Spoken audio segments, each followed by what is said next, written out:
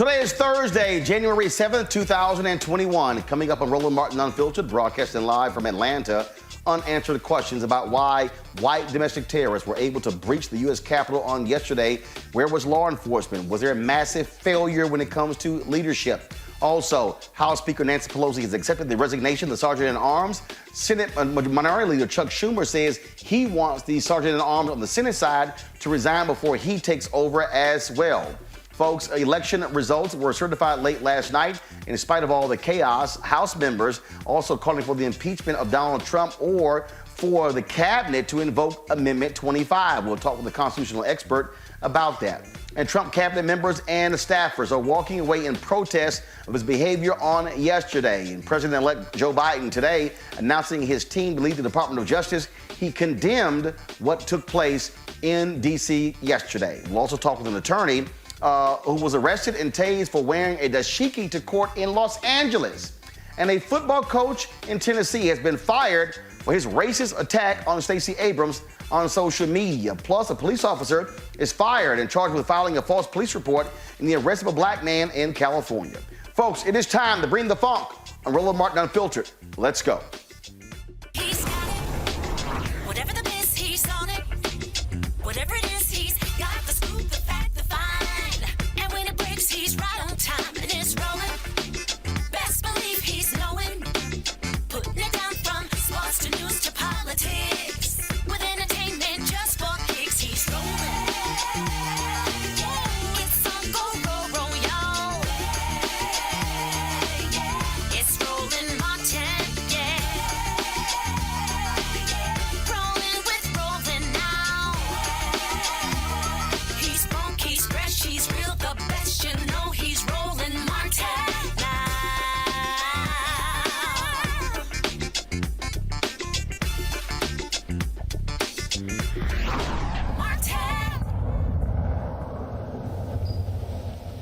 Democrats are demanding answers from Capitol Police as to what took place on yesterday to allow white domestic terrorists to breach the U.S. Capitol. A lot of questions, very few answers. Here's a video that was shared on TikTok to give you a sense of how the Trump terrorists overwhelmed Capitol Police. You'll see in this particular video here, you'll see where here you have them trying to hold them back. Then all of a sudden, they're fighting these Capitol Police officers. There are not enough of them. Then all of a sudden, they just overwhelm them with force. And then finally, the Capitol Police just sort of just backs off and allow these folks to come through. It was shocking and stunning to witness, to see this. And then all of a sudden, you see when one side, then another side, and all of a sudden, folks just move forward and move forward and move forward and move forward as the cops try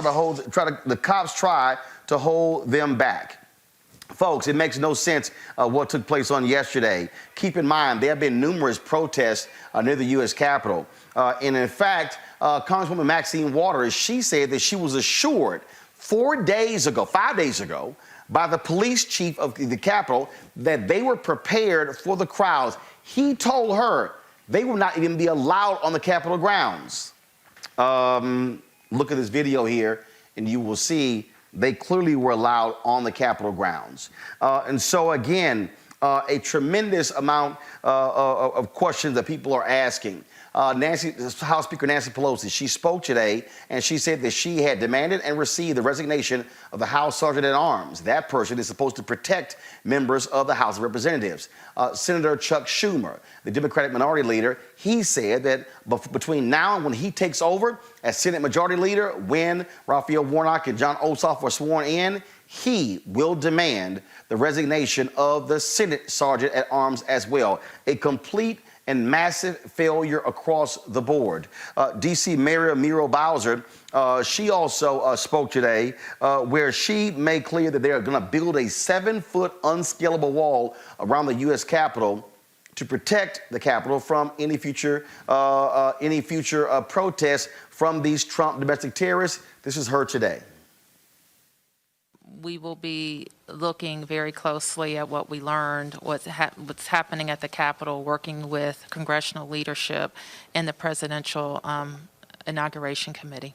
Okay, thank you. And then, But you did hear the secretary offer two very important points already, that the fencing that is going up around the Capitol, non-scalable fencing will be in place through the inauguration, and the guard strength that will be coming on the ground by this weekend, up to 6,200, will be available through the inauguration as well. Which is a larger composition of personnel than you would have for a standard inauguration. thank you. And then just one follow-up there for you, Secretary McCarthy. The black fencing, you said at least 30 days or no more than 30 days that will be erected? At a minimum. At a minimum. Okay, Yes, thank you. and we'll work that in coordination with the city as well as the Capitol Hill Police. Thank you. Yes, Mark? Mark Seagraves, NBC Washington. Two questions for Secretary. One, could you, and I tried to follow along, could you repeat the specifics about the fence? Will it completely surround the U.S. Capitol complex, the fencing? Could you just Yes. give those specifics one more time? Yes. So Constitution to Independence first, and then the road there in front by the pond, it'll be all the way around. And how high will that be? 7 foot. 7 feet, Non-scalable. Compare that to what we see at the White House. This is what was available. We worked through this solution midstream yesterday, and we were on the phones to get, as quickly as possible, a capability in place to extend the perimeter of the National Capitol Complex.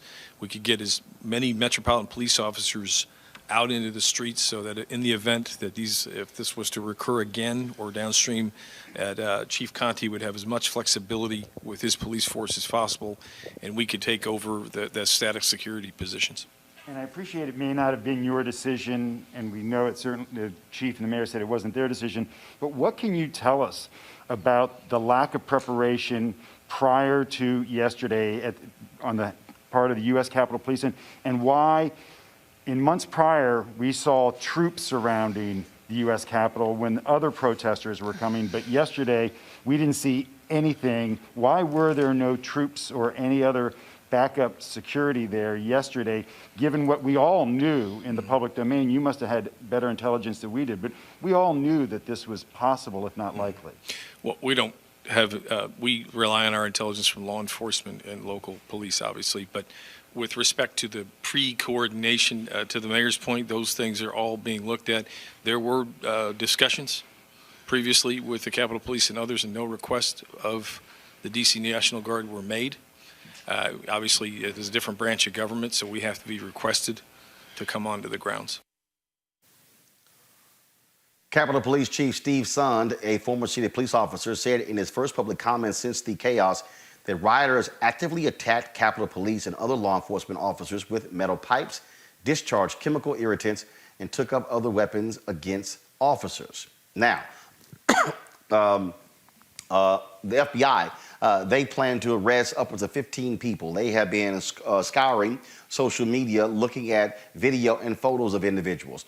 A number of people who also were at the protests have been fired by their companies for participating in these protests as well. Now, lawmakers from both parties have pledged to investigate law enforcement's actions and question whether a lack of preparedness allowed a mob to occupy and vandalize the building. So also, folks, just some other things in terms of to understand. The FBI also says 2 devices were found near the RNC and the DNC headquarters, and they also discovered a truck nearby that was packed with explosives and also guns and other items as well. And so clearly the individuals who were involved in this, they were meant to cause significant harm as Congress was meeting in the U.S. Capitol. The reason members are so upset, and later we're going to talk to 2 members, we'll be chatting with Congresswoman Brenda Lawrence right here. We'll be talking with Congresswoman Jahana Hayes. The members were in the Capitol. They had to be evacuated. It was a terrifying situation while the Capitol was being breached, and all the blame is going towards Donald Trump. Let me tell you how crazy this fool is. His head of Homeland Security, he has rescinded his letter to the Senate to appoint him as the head of Homeland Security because his interim head chose to say that Trump should condemn the protest. the White House, different reporters are saying that Trump was filled with glee watching what took place yesterday. He has been suspended from Twitter, indefinite suspension from Facebook as well. Not allowed to post on those particular platforms. You have Democrats, numerous Democrats are calling for the invocation of the 25th Amendment. Elaine Chao, the Transportation Secretary, the wife of Senate Majority Leader Mitch McConnell, she has resigned her position as well. Other officials in the administration have resigned. The former Chief of Staff, Mick Mulvaney, who is the envoy to Ireland, he has resigned his position. And so all of this coming out of the terrifying situation on yesterday that we have been talking about, where these white domestic terrorists stormed the U.S. Capitol. Now what you have is you have Republicans like Mo Brooks of Alabama, who is now suggesting that Antifa was responsible for what took place. They want to shift the blame as well. Today, President-elect Joe Biden talked about what took place on yesterday when he announced his team to lead the Department of Justice. Watch. Yesterday, in my view, one of the darkest days in the history of our nation. An unprecedented assault on our democracy. An assault literally on the citadel of liberty in the United States Capitol itself. An assault on the rule of law. An assault on the most sacred of American undertakings, ratifying the will of the people in choosing the leadership of their government. All of us here grieve the loss of life, grieve the desecration of the people's house. But what we witnessed yesterday was not dissent, it was not disorder, it was not protest, it was chaos. They weren't protesters. Don't dare call them protesters. They were a riotous mob, insurrectionists, domestic terrorists. It's that basic, it's that simple. And I wish we could say we couldn't see it coming. But that isn't true. We could see it coming. The past 4 years, we've had a president who's made his contempt for our democracy, our Constitution, the rule of law clear in everything he has done. He unleashed an all-out assault on our institutions of our democracy from the outset. And yesterday was but the culmination of that unrelenting attack. He's attacked the free press, who dared to question his power, repeatedly calling the free press the enemy of the people. Language, at the time he first used it, I and others said, has long been used by autocrats and dictators all over the world to hold on to power, the enemy of the people. Language that is being used now by autocrats and dictators across the world, only this time with the imperator of an outgoing president of the United States of America. He's attacked our intelligence services, who dared tell the American people the truth about the effort of a foreign power to elect him 4 years ago, choosing instead to believe the word of Vladimir Putin over the word of those who've sworn their allegiance to this nation, many of whom had risked their lives in the service of this nation.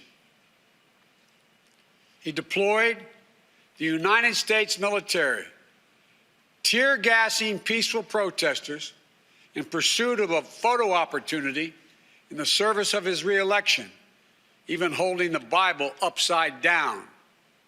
The action that led to an apology from the chairman of the Joint Chiefs of Staff and an outspoken denunciation of the use of military for domestic political purposes from scores of former military leaders and secretaries of defense, led by Secretary Cheney. He thought he could stack the courts with friendly judges who would support him no matter what.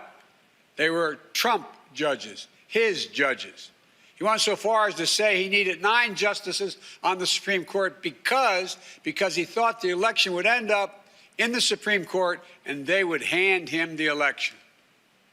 He was stunned, truly stunned, when the judges he appointed didn't do his bidding, instead acted with integrity, following the Constitution, upholding the rule of law, not just once or twice or 3 times, but over 60 times. Let me say it, over 60 times. In more than 60 cases, in state after state after state. And then at the Supreme Court, as judges, including people considered, quote, his judges, Trump judges, use his words, looked at the allegations that Trump was making and determined they were without any merit. Nothing was judged to put this election in question or doubt by any of these judges. You want to understand the importance of democratic institutions in this country? Take a look at the judiciary in this nation. Take a look at the pressure it was just subjected to by a sitting president of the United States of America. At every level, the judiciary rose to the moment during this election, did its job, acted with complete fairness and impartiality, with complete honor and integrity. When history looks back in this moment that we've just passed through, I believe it will say our democracy survived in no small part because of the men and women who represent an independent judiciary in this nation. Folks, so look at this video here. Rex Chapman posted this video here, and I want you to see it. This is a Capitol Hill police officer waving folks in. His post says, "Is this Disney World? Is this Disney World?" I mean, like literally, watch this video.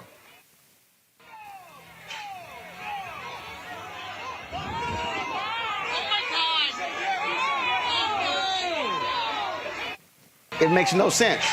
It makes no sense. I mean, that's the kind of thing that we have seen all across the board, where people have so many questions that they have been asking. Let's go to our panel. Reese Colbert, Black Women Views. Erica Savage Wilson, host of Savage Politics Podcast. Dr. Greg Card, Chair, Department of Afro-American Studies, Howard University. Erica, you served in the military. The woman who was shot and killed yesterday, who was trying to climb through a window, she was shot by security forces in the neck. She died. She also served in the military. These are people who were sworn to protect the Constitution, uphold and protect the Constitution, to defend this nation against all enemies, foreign and domestic. These people are the domestic enemies that oath was talking about. Yeah, and Happy New Year to everyone. I took that very same oath and took it very seriously. And we both served in the same branch, the Air Force. But this is really what we're seeing, chickens coming home to roost, when there's an ignoring of FBI reports, a counterterrorism report that clearly lined out the threat of white supremacists not only infiltrating law enforcement, but also the military as well. So those same types of trainings that we would go through, one of which when we would have calls that would come, we always had to be on standby. We would have calls and they were exercises to make sure that we were able to muster into our appointed positions within a certain period of times, going out into the field, training in different terrain, training in different weather. These are the types of people that committed the act of insurrection on yesterday, combined with other civilians. So when we go back to that report that I noted that was given to the public back in October of 2006, when you start looking at just some of the bullet points, you don't even have to go into the report. It's about 10 pages long to include the cover page. But it clearly says that even looking at the law enforcement side of it, one of the concerns of having white supremacists infiltrate law enforcement is that law enforcement has understanding of access to these restricted areas. And so when you're seeing the guy that is waving in those white domestic terrorists into a building where the people's business was being done, you're talking about hundreds of people that are in those buildings where our business was being done. that really could have been much worse than what it was. Now, not to say that, some of the things that will unfold later won't be much worse, but just thinking about some of the carnage that could have happened, it could have been much worse. So we're really seeing some of the things that I think Black folks, Black media have been saying for the past 5-6 years, even going back to the candidacy of the son of a Klansman, that these are some of the things that we should be concerned about. And the fruit has been bared, particularly when you look at one of the other persons that died, 55-year-old white man out of Alabama, who had weaponry like the weaponry that I trained on when I was in the military. I'm playing video right now, and Reese, it's amazing watching this.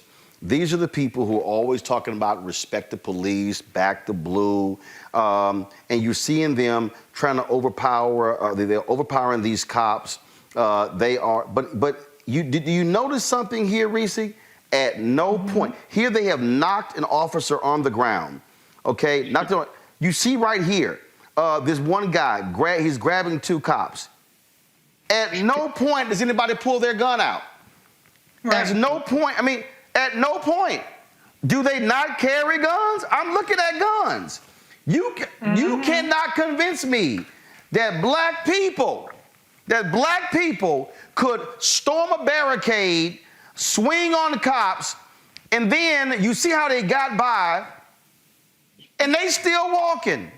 This is, at the end of the day, they allowed white people to do things that they would never allow black people to do.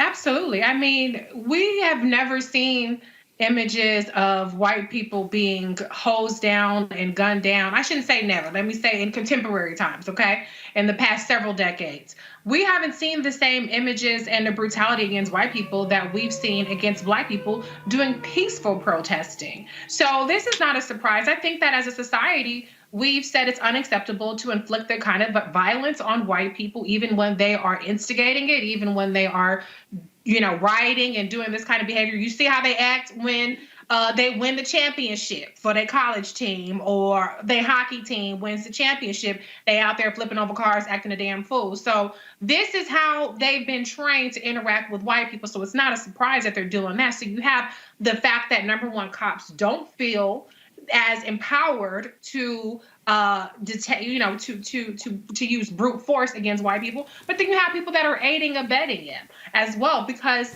they're on the side of white supremacists. They're sympathetic to their cause. And then you have the fact that this was a strategic abdication. I don't want to call it a failure, because we don't know how intentional or unintentional that so-called failure is. So I call it an abdication of the responsibility of the U.S. Capitol Police, Stephen A. Sund, who was silent until today about what happened. When you see that there are reports that 20-something% of the force was activated, you have every single member of Congress on the Hill, including the vice president-elect, and you don't activate every force, you don't activate every strategic thing. It's even if you didn't have Trump people. We spend all this money, we go to the airports, we take our shoes off, we have to take our laptops out. We have all these threats supposedly in this country, and yet you don't even protect a joint session of Congress with all these incredibly important people. That's a strategic abdication of responsibility. And we need to understand where those calls came from. I'm sick of hearing people talk about Muriel Bowser and what did she do, because they don't understand basic ass civics, which is that the Capitol is federal lands that and the U.S. Capitol Police have exclusive jurisdiction over that. And they did not call upon the D.C. Metro Police or the D.C. National Guard until hours after this riot, this melee, this insurrection had started. So we need to get to the bottom of that. And I want to know what Trump's involvement is, because reports are he refused to authorize the National Guard, and that authorization came from Mike Pence when it should have come from Donald Trump. I want to know what kind of orders were given in advance, because something in the milk ain't clean here. I've been to the Capitol. I was there the first day of impeachment. You have to go through multiple steps of security. You can't bring your headphones in. You can't bring your phone in. So for this level of catastrophic breach, that's something is happening there that's a little bit more than what it seems. And we need to get to the bottom of it ASAP. I agree with that. Dr. Greg Carr, here we go to my iPad. The union for the United States Capitol Police, they are calling for the resignation of the Capitol Police chief as well as the top leadership brass. It says the Capitol Police Officers Union is calling for leadership change at the highest level, including the Chief of Police of USCP, Stephen Sund, and his senior command staff to include his assistant chiefs of police. Quote, I'm incredibly proud of the individual officers whose actions protected the lives of hundreds of members of Congress and their staff. Once the breach of the Capitol building was inevitable, we prioritized lives over property, leading people to safety. Not one member of Congress or their staff was injured. Our officers did their jobs. Our leadership did not. Our law enforcement partners that assisted us were remarkable.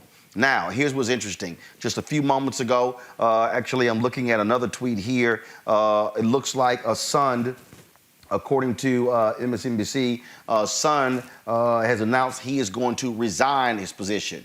Smart job. Good. Also, what you have here is just so we also understand what's going on here, Greg, to show you how police officers are in bed with Donald Trump, yes. And how, in terms of how they view this whole deal, they are in bed.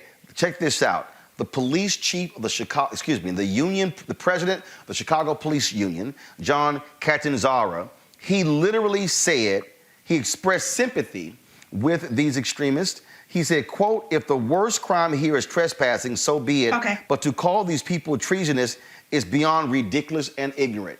Here you have the police, the union president in Chicago saying, no big deal. In fact, let me pull the story up. This quote is amazing, Greg, but it's not shocking. Quote, there was no arson. There was no burning of anything. There was no looting. There was very little destruction of property. It was a bunch of pissed off people that feel an election was stolen somehow, some way. Now check this out. He then repeated the lying claims of Trump that the election was stolen and then admitted there was no proof. I don't have any doubt that something shady happened in this election. You're not going to convince me that many people voted for Joe Biden. Never for the rest of my life will you ever convince me of that. But again, it still comes down to proof. Well, first of all, he's now made his Twitter account private. Now, here's the other deal. 50 officers were injured. 4 folks died. But he said, oh, nothing bad happened. Bottom line is this here, Greg.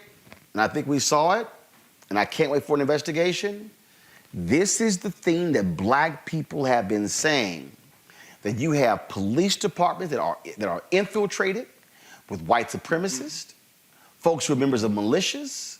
These people have badges and guns. And what we witnessed yesterday was it front and center, and they're going to have to answer some questions to what happened. How did y'all allow folks just to walk on through?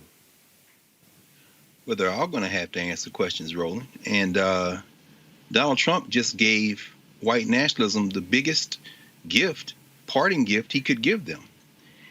This performative absolution that we're seeing right now, everybody's going to throw everybody overboard. When the police union calls for all the leadership of the police to resign, that should be your first clue that this is BS. And you know, let's just be very careful here, because nobody black, as you said last night on the show, is surprised. We've been trying to tell you. Anytime you see Chuck Schumer, who found his voice thanks to all of Erica's homies in Georgia, who made Mitch McConnell the minority leader since he couldn't deliver Maine, didn't put no money in Kentucky or Mississippi, and sat back, all of a sudden, Chuck Schumer's a hero. Everybody got to get fired. Everybody calm down. It's very Catholic right now.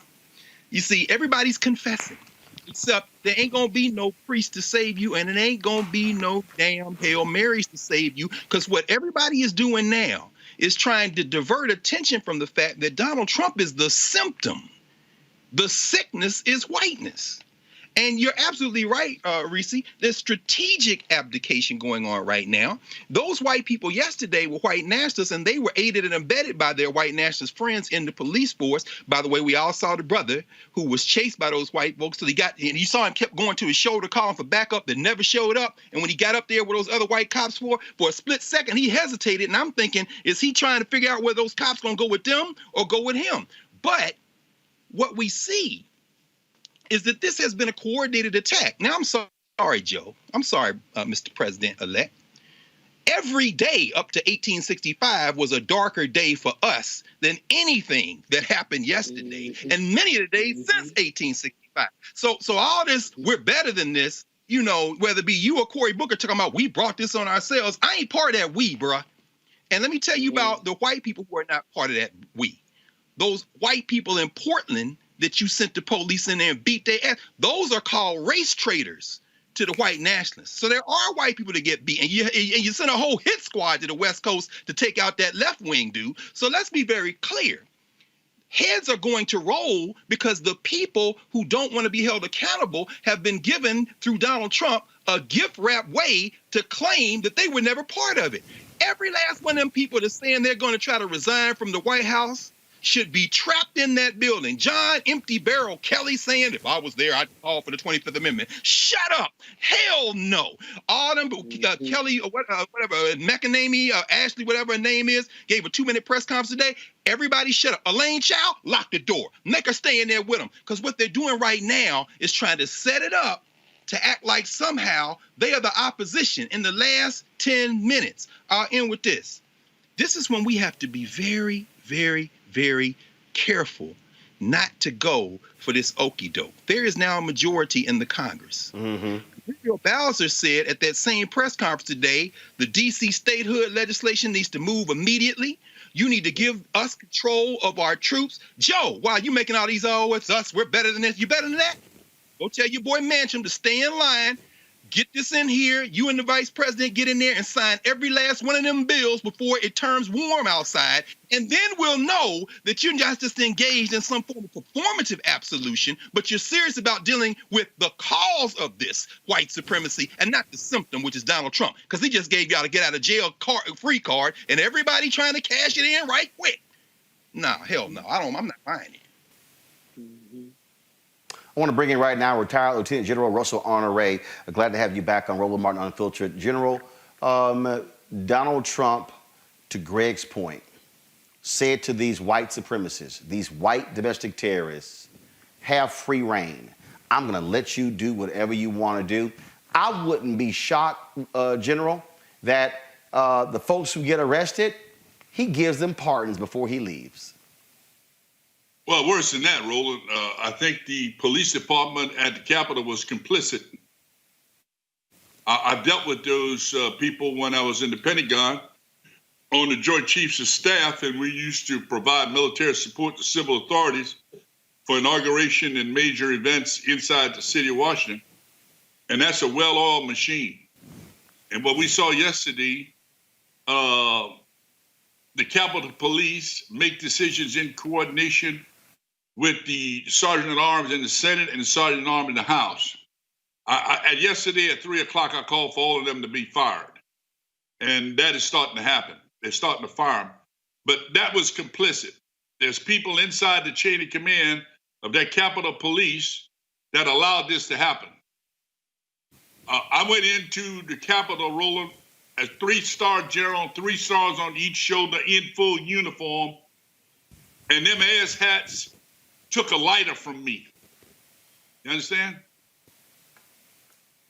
They selectively applied the law, and they allowed their buddies in yesterday, and they destroyed a good portion of our house. And people need to go to jail. It need to be a DOJ investigation, none of this bullshit Congress investigation. And we need to hold people accountable. We need to catch all their phones, who they were with, their rooms they went to in that Capitol. I used to go in and out. I never know how you'd find your way to some of these rooms. So they had help inside the force, and you could assume about 30% of that force support the guy in the White House. That's just the demographics. And our system failed and yesterday. And that point you made there, again, which is the concern of black people, and that is when you have the law enforcement, you have these individuals who hold the same views. They're very conservative. They are in opposition to Black Lives Matter, in opposition to civil rights. And we witnessed it yesterday. But also what we witnessed, General, was here you had this man, here you had Donald Trump, here you had Rudy Giuliani. They were inciting a riot. Look, I think you tweeted, they should, or someone posted that Donald Trump, Rudy Giuliani, and Donald Trump Jr. should be arrested for causing an insurrection. Absolutely. I mean, all the lawyers in D.C., you tell me they can't figure it out? They can't figure it out because they don't want to figure it out. Okay? They're trying to hold on until the 20th of January, and Lord knows what this guy could do. As I said last night on a couple programs, this guy still got access to the nuclear code. And he's going around telling his followers, you remember when he told the Proud Boys, I'll call you forward, stand down? He unleashed them yesterday. And basically sent them to go attack the building where the vice president and his family was and the entire United States government, House and Senate. He unleashed the Proud Boys on there, and they got there and they were welcomed by the Capitol Police. Half of them some bitches ought to be fired. The woman who was shot and killed, I do want to speak because this is also an issue here. Her name is Ashley Babbitt. Now here's what's interesting. The U.S. Capitol Police officer who shot and killed her has been placed on administrative leave. But we showed the video, and they've actually posted the video. You actually see what took place. The reason I'm not going to show it, we got basically the YouTube algorithm.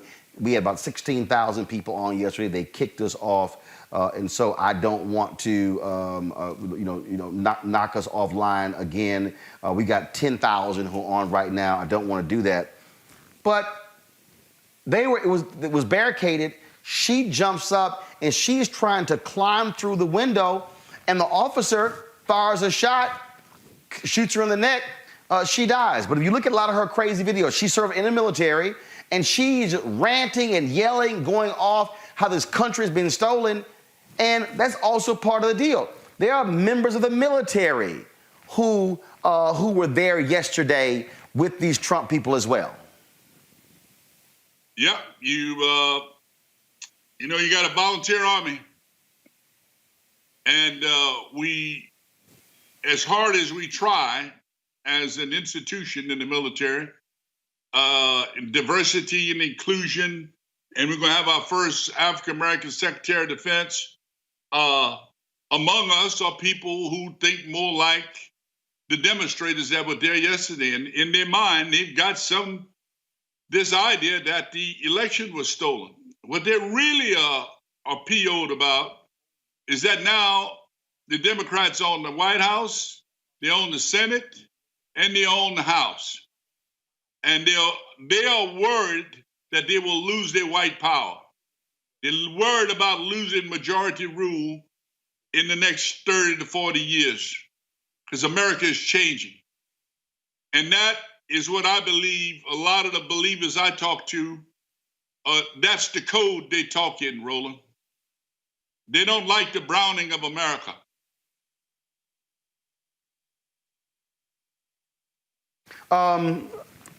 General, from your perspective, what's next? Because here's what I keep saying. These white domestic terrorists, they're not going anywhere. These people are going to cause more mayhem. There's going to have to be a lot more vigilance. There's going to have to be, a lot more focus. And this is where, and here's the other deal.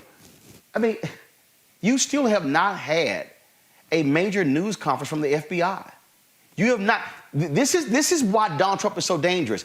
He is literally preventing the federal government from investigating how they should be doing this here. You cannot convince me under any other president that if there was an insurrection on the day the Congress was in session, the House and the Senate, you would not have someone coming out talking to the American people, giving an update. They found 2 explosive devices near the Democratic National Committee and the Republican National Committee. There was one guy who was arrested with 11 Molotov cocktails. These people were hell-bent on overthrowing the government yesterday. Roland, there's an old preacher, country preacher down where I come from in Lake Louisiana, used to talk about when bad things happen. How do we take this disaster and use it to learn from and to expose? What happened yesterday in the full view of the world and America with the use of the internet and these phones, it took the sheet off a bunch of people proclaiming themselves to be conservative, and what they are racist. It took the sheet off. And in a way, it happened. I wish it hadn't happened, but the fact that the way it was documented, and it was focused on the people's house with the Senate and the House in session, we probably will extend the life of our democracy another 100 years because of yesterday, because it exposed the BS that's been going on at Mar-a-Lago and all these other places these folks go off and do their planning, that racism is driving the political future of this country, and we have an opportunity now with all 3 branches of government to do something about it. Well, I believe you're absolutely right. And people have asked me this, General. People have said, Roland, when you saw yesterday, what was your initial response? And I was honest, General. I smiled. And I said, good.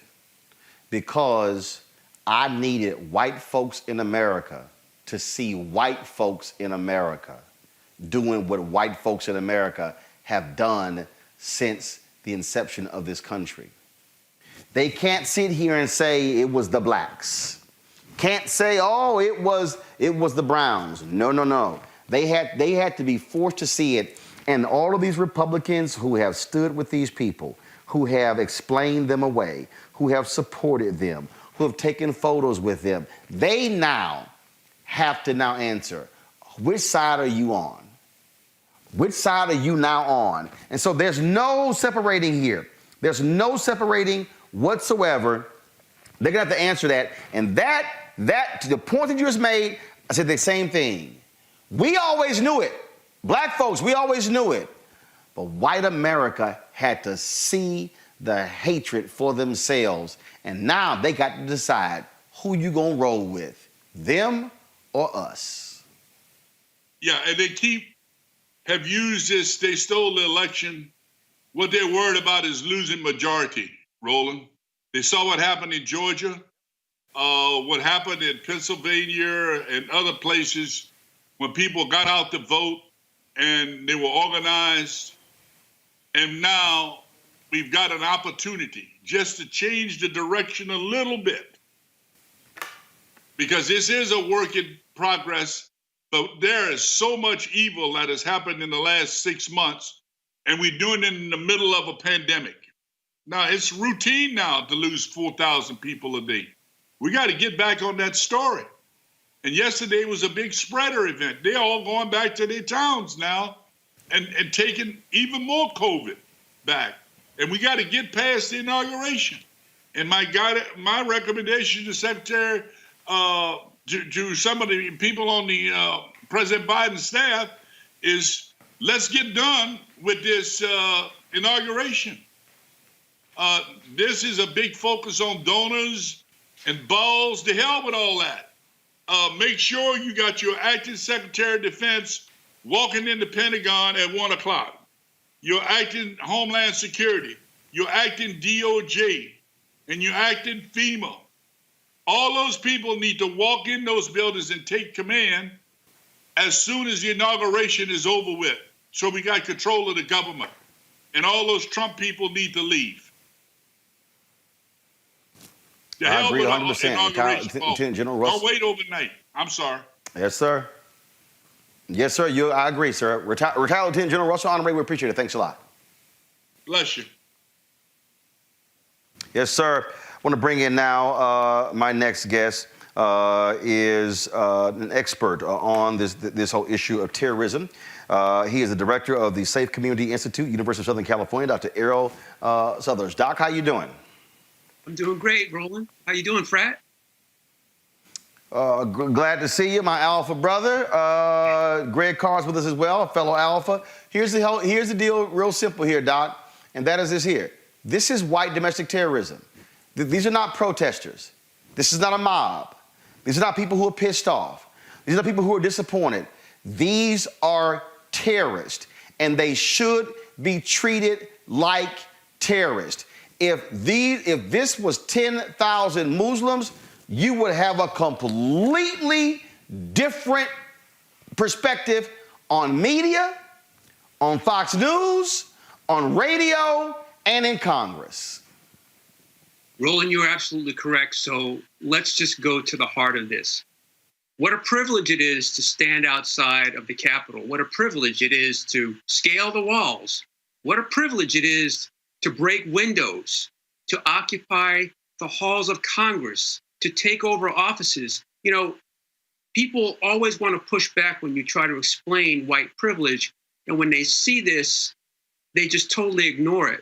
This incident yesterday was reminiscent of Charlottesville on steroids on a number of accounts. But to your point, this is terrorism. And I push back against those people who say we need another statute for domestic terrorism. No, we don't. We have over 50 different elements of the United States Code, Title 18, that you can charge someone with terrorism today. We choose not to do it. You are absolutely correct. Yesterday's terrorists have been ethnic or religious minorities. The response and the preparation would have been different. I'll push even further. The response to protecting a Lincoln Memorial when Black Lives Matter was there this summer was demonstrably different than what you saw yesterday. So we can get into it, but there are a lot of failures that took place in Charlottesville that also took place yesterday, and there's no excuse for it because the intelligence that was out there and available was ignored by law enforcement. And to the point of your previous guests, we had a report, and as you know, I'm a former FBI agent. 15 years ago, the FBI produced a report that was heavily redacted that documented the infiltration of law enforcement by white supremacists and white nationalists, and nobody wanted to see it. And what they did let them see was very, very little. We haven't left that issue yet, and it's even worse. The next step, there's going to have to be, and I think back to COINTELPRO, but Congress is going to have to deal with a massive amount of surveillance of these people. The problem here, Doc, is that I believe that these people are aided by Republican political leaders. So we're dealing with, I mean, this is really, you know, the FBI said that the biggest problem facing America, the biggest threat is going to be this white domestic terrorism. We have to understand, this is white domestic terrorism that is united with Republican political leaders, that's united with police officers, and it comes down to who the hell do we trust? Great point. So, and to your point about COINTELPRO, let's face it, you know, when the FBI investigated civil rights issues, it wasn't because they wanted to, it was because they had to. So what you're seeing now is an FBI that, of course, has been demonized by this current administration called the deep state. However, they do have the resources, and I do believe they have the political will to do the right thing. I'm disappointed that here we are again dealing with Black identity extremism. And by the way, I testified in front of the Congressional Black Caucus a year and a half ago, pushing back against that. Director Wray withdrew it and says, we're not going to do that. Now I'm looking at a document 2 weeks ago that says essentially the same thing without the title. So you're absolutely correct. We've got some work to do. But I will say this, that the infrastructure is there. The thwarted plots to kidnap the Michigan governor and the governor of Virginia were done because the FBI can do what they need to do. There has to be a purge of some individuals or groups in law enforcement. We all know that. There has to be some cleansing with regards to perhaps the Congress. But more importantly, I do believe we have the infrastructure. What it's going to take is the will. And I think you're absolutely correct. Let's face it, when the Obama administration was in power, there were 14 different consent decrees for police departments in this country. In the 4 years of this administration, there were 0. You don't have to be a research data analyst to understand what's going on there. So we're going to have a Department of Justice with the right attorney general to enforce the law. And we're going to have to take a hard look. We've got the technology. We've got the personnel. It's a matter of political will. Dr. Errol Southers, I appreciate it, man. Thank you so very much for joining us. My pleasure, my brother. Yes, sir. Erica, here's the deal here. This is very simple. Will this government be willing to go after white people like they historically have gone after black people? That's the real issue here. The President-elect Joe Biden and Vice President-elect Kamala Harris, they are going to have to make it perfectly clear to the country that there's going to be zero tolerance, and they are going to go after every single one of these white domestic terrorist thugs who stormed the U.S. Capitol. My answer, in my view, is no. That's largely going to lay now at the feet of the Attorney General that will be incoming, the one that President-elect Biden has nominated and put forth, Merrick Garland. The people that I really have some level of confidence in are those women who have been working within civil rights as civil rights lawyers for quite some time. And that's the assistant, who is Kristen Clark, a friend of the show, someone that you know well, and also Vanita Gupta, also a friend of the show, someone else that you know very well. Outside of that civil rights division that will be forming up with the Department of Justice, which unfortunately on yesterday was subject to a hack, which is, really not a coincidence, looking at who this person is that's currently in office. That there's going to be a lot of cleaning up to do, but I just don't have the faith that, number one, that there'll be any level of accountability. There will probably be some people that will, be put before the public square, so to speak, for accountability, but not at the length that we've seen people who have been prosecuted and thrown into unmarked vans, questioned, who were real protesters that were protesting injustices, the people, black folks that are dying at the hands of state taxpayer-funded service.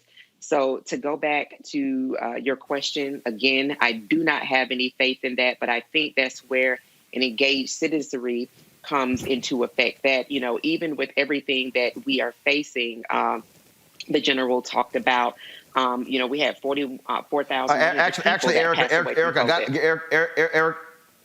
Erica, I got to interrupt you real quick here. I got 3 members of Congress who are on the line right now. Congressman Tim Ryan of Ohio, Congresswoman Johanna Hayes of Connecticut, Congresswoman Brenda Lawrence of Michigan. Congressman Ryan, you're with one of the committees that you've been talking about this oversight, investigating Capitol Police. The Capitol Police chief has resigned. The union is calling for his top brass to resign as well. We're seeing videos where literally Capitol Hill police officers were waving protesters in, taking selfies. Do you, as a member of Congress, Congressman Ryan, have any faith whatsoever in Capitol Police right now protecting the people's house? There's a big gap in the trust level right now, and it's something that we got to fix, and we got to fix immediately. We have the vast majority of the rank and file guys did a good job yesterday, but they were set up for failure. I mean, we did not have the backup. They did not have the personnel needed. We did not have the National Guard teed up, ready to go. This was a failure in leadership, not necessarily a failure for the vast majority. I saw the same videos everyone else did, taking selfies and all the rest. And believe me, we're going to be looking into that as well. But the reality is this was a failure from the top down, a complete abdication of their responsibility to protect us as members of Congress, our staff, and most importantly, the process of electing our president. Congresswoman Hayes, give us a sense of what it was like to be in the House yesterday while this was going on and when y'all got the order to evacuate. Well, I was in my office and I had my son with me, and I kept telling him that everything was fine. He could clearly hear the crowds outside. His friends were texting him images of what was going on, and he was afraid. And I was afraid because I didn't have an answer for him. And we kept getting updates that, to move to an internal location, that suspicious packages had been discovered. And it was scary. I mean, on this campus, I don't really think about my safety because I feel like the police keep us safe. I've traveled with them. They do a tremendous job. And yesterday they were under-resourced. And I'm sorry if I'm distracted, but there's just a story just came across that a Capitol police officer died following one of the protests, following the activities yesterday. So this is crazy. This is the United States Capitol. Then this should not be happening here. Congresswoman Lawrence, when we talk about what took place yesterday, y'all have really had to deal with that in Michigan, where these folks stormed the Michigan State House. And then they of course, they discovered the plot to kidnap the governor of Michigan. We've seen, and Donald Trump called for these folks to essentially do these things in Michigan. What is shameful here, Congresswoman Lawrence, is you literally have people like Donald Trump and Rudy Giuliani, Congressman Louis Gohmert, endorsing these folks committing acts of violence against the United States. So yesterday, I was on the floor when they came in to evacuate us, told us to get on the floor and get behind the seats on the floor to pull out the gas mask. Then we heard they said they have breached the Capitol and they're on their way over here. And we saw them, we're sitting there trying to figure out how to put a gas mask on. And they had taken Nancy was on the floor. And this is why Nancy has asked for the resignation for the person who's in charge of the floor, and also the chief of police. And we went from trying to hide on the floor to them calling us and telling us to run and to go to another place. So it was over 50 members, Republicans included, on the floor. And it was really unbelievable. And now we have the opportunity finally for some of these people to wake up, because I can tell you repeatedly, my Republican constituents and people I talk to say, "Oh, Brenda, don't get so upset about what he says. That's just Trump. Don't worry about it. He's just talking." But the reality is that his words, because he is speaking from the highest seat of power in America, they made a difference. And yesterday, the entire country was slapped in the face with the reality of Donald Trump's impact on America, because those thugs and mobs came in to stop our democracy. And that's something that's lost on a lot of people. Yes, they were mobs, they were looting, they were vandalous, and they were violent, but they were there to stop democracy. And they were looking for us to make sure that we did not certify the election. And, we had been through all that trauma. For me to have to put on a gas mask and try to hide behind a chair, to Nancy Pelosi saying they will not stop us. We are going to the floor. And we were voting till 4:00 in the morning to certify those votes. This is the thing, Congressman Ryan. I'm going to read this tweet here. This is one of these folks. The protests today were peaceful for the most part. There were some people that breached the Capitol, but other than that, minimal skirmishes. I am proud to be a deplorable. We can take our house anytime we want without violence. I mean, and what you're dealing with here, Congressman Ryan, that to the point that Congresswoman Lawrence just made, is that when people kept saying, and especially, and I'm just going to be as clear as possible, these sorry-ass people in mainstream media. Oh, it's Trump. Kathleen Parker writes a column. Hey, it's not going to be that bad. Things along those. Maureen Dowd, all these people, they acted like this was a damn game. And I told folks, I was on ABC News, Congressman, 5 years ago. I was on 5 years ago, and I literally said this was going to happen. And all of these people wanted to play footsie with him. In fact, I'm going to play this soundbite for y'all because, again, this is February 21st, 2016. They invited evil in, and now evil is taking over. Okay, 2009, the night of Obama's inauguration, we will stop him at every turn. They love the Tea Party anger. They took advantage of it in 10 and 12 and 14. They always said we can control it, we can harness it. Now all of a sudden, Trump is taking advantage of it. He led the whole birther deal. The Republican establishment at some point has to say, you know what? We played with fire, and now it's about to consume us. They have to accept some blame. Well, the Republican establishment never played with. And you heard Sarah sit there, Congressman Ryan, say the Republican establishment never played with fire. Yes, they did. No, they most certainly did. And I tell you what we saw in the last few days, which I know my colleagues witnessed too with great interest, is all of the members after this happened, all of the members who said, we condemn the violence, we condemn the violence. And they were giving these beautiful statesman-like speeches, Ben Sass and McCarthy and these guys. But the reality of it is they emboldened him. They threw gasoline on this fire for all of these 4 years. They looked the other way. They accepted what he did. They backed him up, even McCarthy down to the end. With the vote count, they continued to perpetuate this fraud.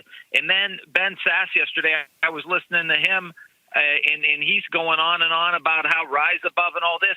He was kissing Trump's ass because he was afraid Trump was going to get involved in his primary 2 years ago and beat him in a primary, and he was afraid of that, so he kissed Trump's rear end. And then after, he got through his reelection and he got back in the Senate for 6 years, now he wants to be a statesman. I've got no interest in that.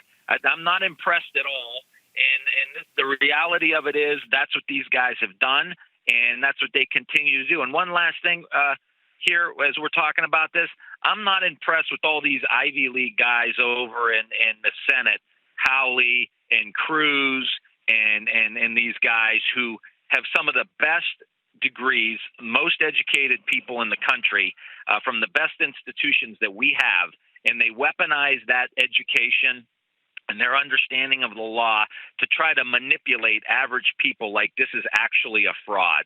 Like we actually believe what they're saying, and they try to use that. I think they're a bunch of phonies. I think we have to call it out. We've got to be very candid. If we're going to heal this country, we've got to be candid, and we got to pull the weeds out by the root and make sure we're really going to heal this time and not just put a Band-Aid on something.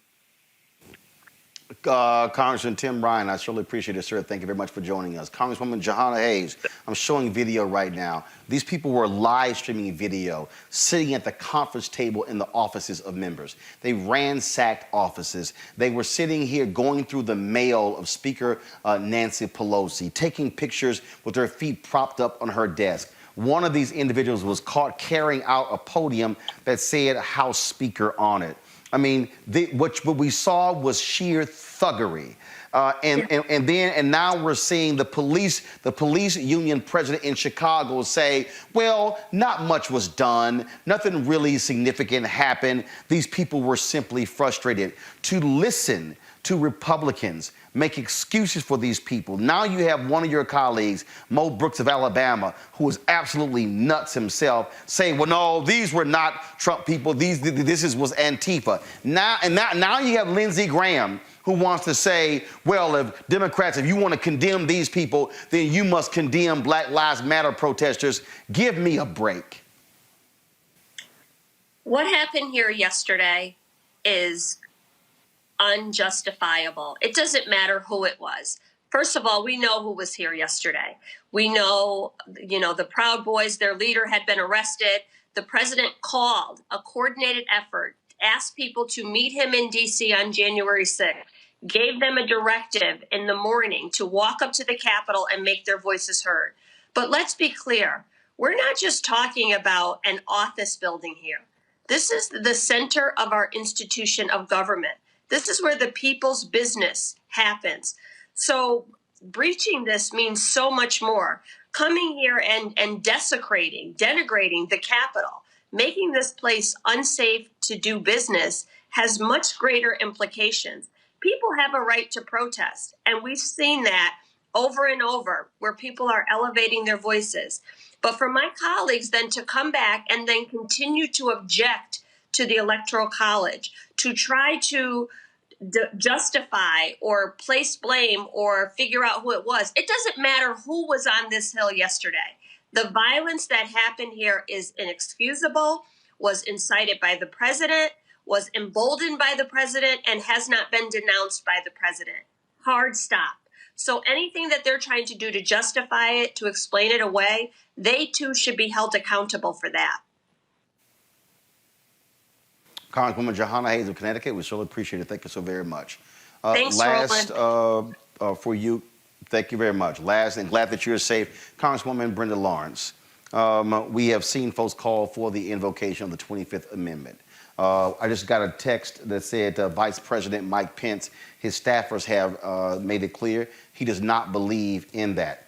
I really believe that Congress should move, the House should move to impeach Donald Trump immediately, force the United States Senate to take a vote, and if to force Republicans to be on the record, because this man is dangerous. We do not know the hell that this man may unleash over the next 13 days. He is unstable, he is crazy, he is demented, he is out of his mind, and Lord knows what he will do to the United States over the next 13 days. I don't care about him being banned on Twitter and Facebook. This man still has control of the nuclear codes. Yes. He watched with glee what happened yesterday. He called on these people to march to the Capitol. He gave the order.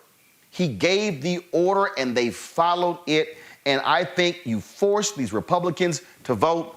And the other point is this: if Republicans had the courage to vote in order to remove him, to actually impeach him, he would be barred from running for office again. I absolutely 100% amen. You're preaching right now to the choir. I have put out a statement that we and Nancy Pelosi, who drug her feet to impeach Donald Trump, she is so infuriated by what happened, because this was like a slap in the face. Everyone who tried to ignore him, say just, he goes low, we go high, that crap. This man is dangerous. And I truly support the 25th Amendment. I saw Pence moving and making statements. Because, the other thing that a lot of people don't realize, Pence was in the Capitol. Nancy Pelosi was in the Capitol. So the second and third two in line to the president were in danger. And Pence was very angry yesterday. Because you know what? His life was on the line. But we saw that so many people now have had to come out with these fake statements to Republic. Well, we denounce what happened. But the reality is you didn't do it soon enough. It's exactly what you said, Roland. Year after year, day after day, week after week, we have been saying this man is destroying our democracy. He riled those people, incited a riot, then got in his armor protected car and rode back to the White House and turned on the TV, and I'm sure enjoyed it. And did you the thing that infuriated me during his tenure, this thing about the flag? Did you see that mob take down the United States flag, take it down and hoist the Trump flag? Now how, and he called them patriots. I mean, that's a big deal to them. And here he is, everything that he claims he's for has been contradicted. And all of these Republicans sticking their head in the sand, and I could say somewhere else, ignoring what the reality is. This is not a joke. I was sitting there in that room hearing these people banging on the door, trying to get in the chambers, wondering if my life was going to end. Nancy was right. We were not going to let them stop. We certified the vote. If nothing else happened, we will get rid of him on the 20th, but I believe that 13 days is too long. It's too much he can do, and the man is sick. I don't want to, they say don't speak ill of the dead. I'm not going to say he's crazy, but he is sick. He needs to be taken out of office, all that power taken away from him. Let him sit in his little Oval Office if he wants to, but take his powers away, because our country, we're in danger. You're absolutely right. Congresswoman Brenda Lawrence of Michigan, we certainly appreciate it. Thank you so very much. And glad Roland, that I you just want to safe. say thank you. I didn't get a chance to say thank you for everything you did in Detroit to bring out the vote. You were part of the team of success, and that's why we flipped Michigan. Thank you. I appreciate it. Thank you so very much. Let's go back to my panel here, Reese Colbert, Erica Savage-Wilson, and Greg Carr. Greg, I want to go to you. The point that the Congresswoman made, and it wasn't lost. I saw that video yesterday, and we're playing it right now. I think back to all of the trash talking Trump and all these folks had to say about Colin Kaepernick. And for them to literally take down a U.S. flag and to hoist a Trump flag, that said exactly who these people have an allegiance to. Roland, this is all theater. And I can't stress this enough. What Tim Ryan said basically is probably all that needs to be said. People can argue about the flags. They can argue about the scenes that we've seen. But the simple fact of the matter remains that 14 United States senators and most of the House of Representatives on the white nationalist party side want to overthrow the election if they could. So the people who storm the Capitol make easy targets. The real targets are the people inside. Josh Hawley, as we heard Ryan say, Ted Cruz, who are going to be involved in what we saw in those speeches yesterday was the first speeches of the 2024 presidential nomination contest on the Republican side. Chinless Tom Cotton figured the odds and decided to keep his powder dry on the other side. But Chinless Josh Hawley and Chinless Ted Cruz decided to throw their lot in because they're fighting over the Trump supporters, understand. So Coach Tuberville, all those folks, they decided they're angling to become the Trump of 2024 because there's going to be a 2024 Trump, whether it's Donald Trump or better Donald Trump, which means smoother Donald Trump. Now, after what happened, you had a few of them who really don't have a political future, like the close to billionaire Kelly Loeffler, who was retired by Erica and them down there where you are right now. You know, in the words of Mobb Deep, there ain't no such thing as halfway crooks. Scared to death, scared to look. You shook. So what happened is she backed up. You ain't a crook, son. You just a shook one. So she stood up and said, I'm out. But Josh Hawley doubled down. And if you saw Connor Lamb, because we all stayed up to 4 o'clock in the morning watching Congresswoman Lawrence and them, if you saw Connor Lamb, they damn near came to throw hands in the middle of the night because those white nationalists are not only not going to back up, Ryan nailed it. They are going to be emboldened. Finally, this is a moment when they are going to try to use this to say, those white nationalists, we all condemn it. Mitch McConnell on the right side, Lindsey Graham on the right side. And if they can get past this moment in 2022, Ron Johnson is saying, I don't know whether I'm going to run in Wisconsin. Pat Toomey trying to, I'm out. So the Republicans are going to try to act like They are not responsible for those people that stormed, and they're going to say everything the Democrats are saying, which is why Ryan is saying, do not let them escape, and which is why the President of the United States, the Vice President of the United States, the cabinet, I'm with Erica, Merrick Garland, come on, man. Merrick Garland cut his eye teeth. If you read any of his opinions, so he's on the D.C. circuit, if you read those opinions, you'll find he's very friendly to law enforcement. But I trust Kirsten Clark. That's right, Erica. I trust Benita Gupta. That's right, Erica. So therefore, while Garland is making nice, because this is what Joe Biden is doing, I should say I said it's going in, but I'll say one more thing. Linda Sarsour said this the other night.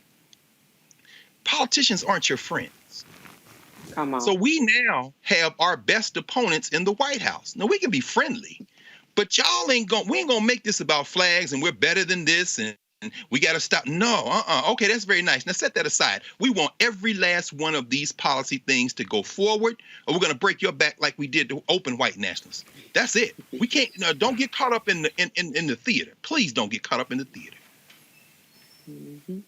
Reese, as we've heard, as Johanna Hayes has said, a U.S. Capitol Police officer has died following this riot. Also, when you talk about how folks are responding, Simon & Schuster, they have announced that they will not, they have canceled a book to be published by Missouri Senator Josh Hawley. His book was supposed to be called The Tyranny of Big Tech, not going to get published by them. Here's the thing that I think also is really important in terms of where we stand. You have to make these people pay.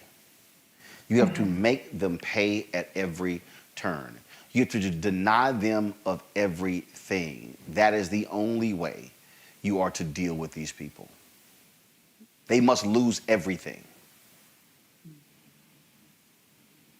Yet, they won't.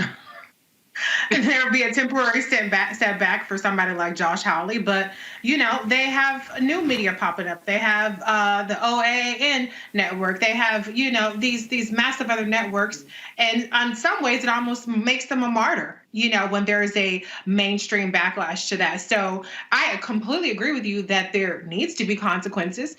And to some degree, we did show that there were some consequences down there in Georgia with the wins of Ossoff and Warnock, which was, historic, wonderful wins that were temporarily, we had very temporary celebrations for that. But the reality is that this country just does not have the stomach for accountability for white supremacists. I mean, we just don't. And, Erica sent me, a tweet about the fact that Trump is going to release a statement. What this is all about now is you have some of these resignations, which, to be clear, are about safety and physical self-preservation. I don't think it's simply about image rehabilitation, because as Congresswoman Lawrence said, that American flag came down and that Trump flag went up. And they understand that these people they don't have any protection from Trump, because Trump is one man for himself, and he is quick to ban Mark Short. I heard that he had banned Mike Pence from the White House. There's not enough fealty that you can show to Trump to satisfy these Trump people. And all those people in that Congress, whether you're a Democrat or whether you're a Republican, were equally as vulnerable from those Trump insurrectionists. And so they're trying to get the hell out of Dodge, because they don't know what Trump is going to do, and they don't know what these folks are going to do. But what Trump's strategy is, and what's always the strategy from the media, which shockingly a majority of them are saying insurrection and riot and this, that, and the other, and Democrats for once are on the right page of calling it what it is instead of beating around the bush, for the most part. What Trump's strategy is he's going to present a more conciliatory approach so that now the Biden, and I'm Team Kamala, but let's be honest, Biden and the Merrick Garlands will say, well, let's move on. We have to heal, and he's moving on, and all these other things. And so it's just it's offense to say that this is water under the bridge. What happened was an abomination. We're going to move forward as a country together. And that way you try to avoid some of these investigations. And because right now it would be open season on Trump and his administration. So that's what Trump is doing right now. It's nothing but self-preservation. And the media is going to fall for it, because there's nothing more that our media loves than to rehabilitate the image of any of these Trump people, of the Republican Party, and of white supremacists. Yeah, that's right. Yep.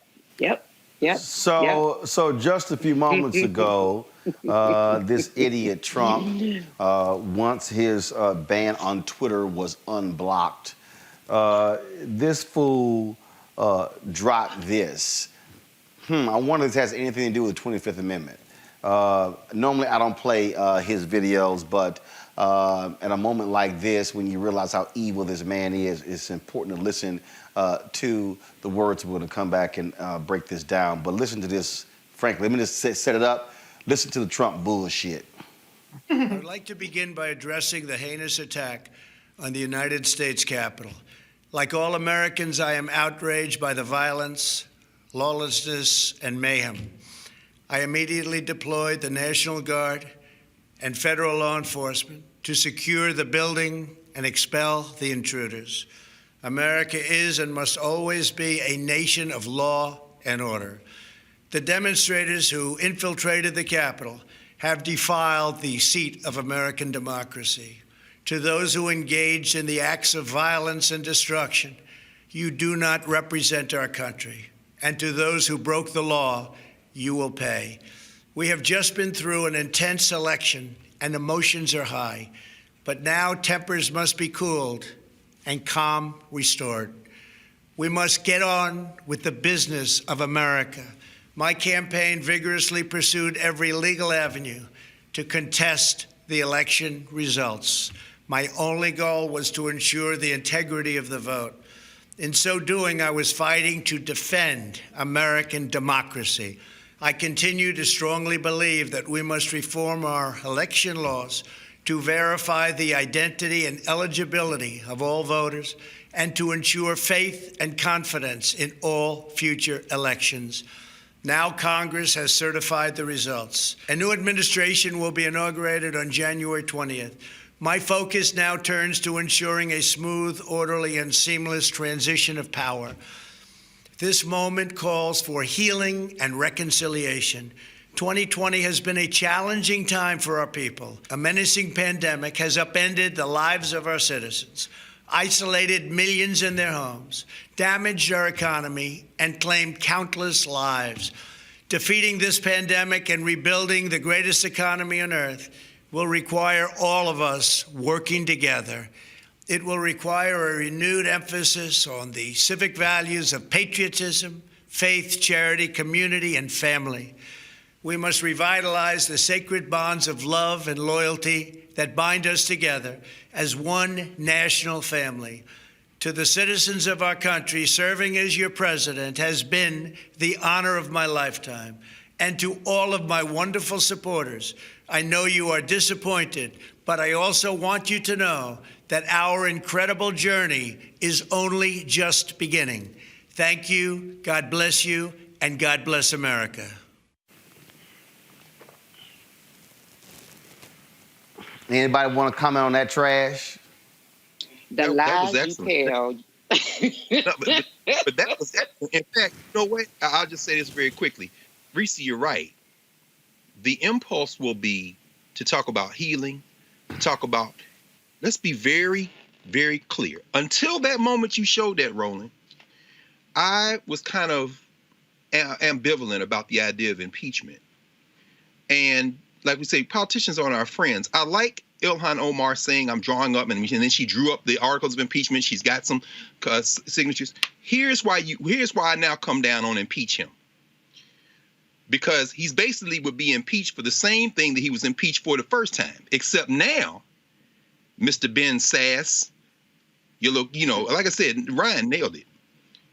This time, impeach him quickly, put it in the Senate, make those white nationalists stand up and remove him, and add this: ban him, bar him from ever running for public office. Because what we just saw, to Reese's point, is this man trying to set himself up so he might run again in 2024. Now I'll come down on the side of impeachment. I'm with Omar and them now. You got to do it. You got to get it to the Senate, and let's see in this moment if you can get him removed, because that's what he just set up. On it, man. I hadn't seen that. Yeah. And the media. Here's the deal, Erica. Erica, here's the deal. All right, you move on it. What you gonna do, Susan Collins? What you gonna do, Murkowski? What you gonna do, Romney? What you gonna do, Saz? That's 4 votes right there. That gets it done. Roland, you already know what they're going to do. They're going to be deeply disturbed. This is really kind of the sycophantic behavior and that kind of language that we've continued to hear from these folks all of these years.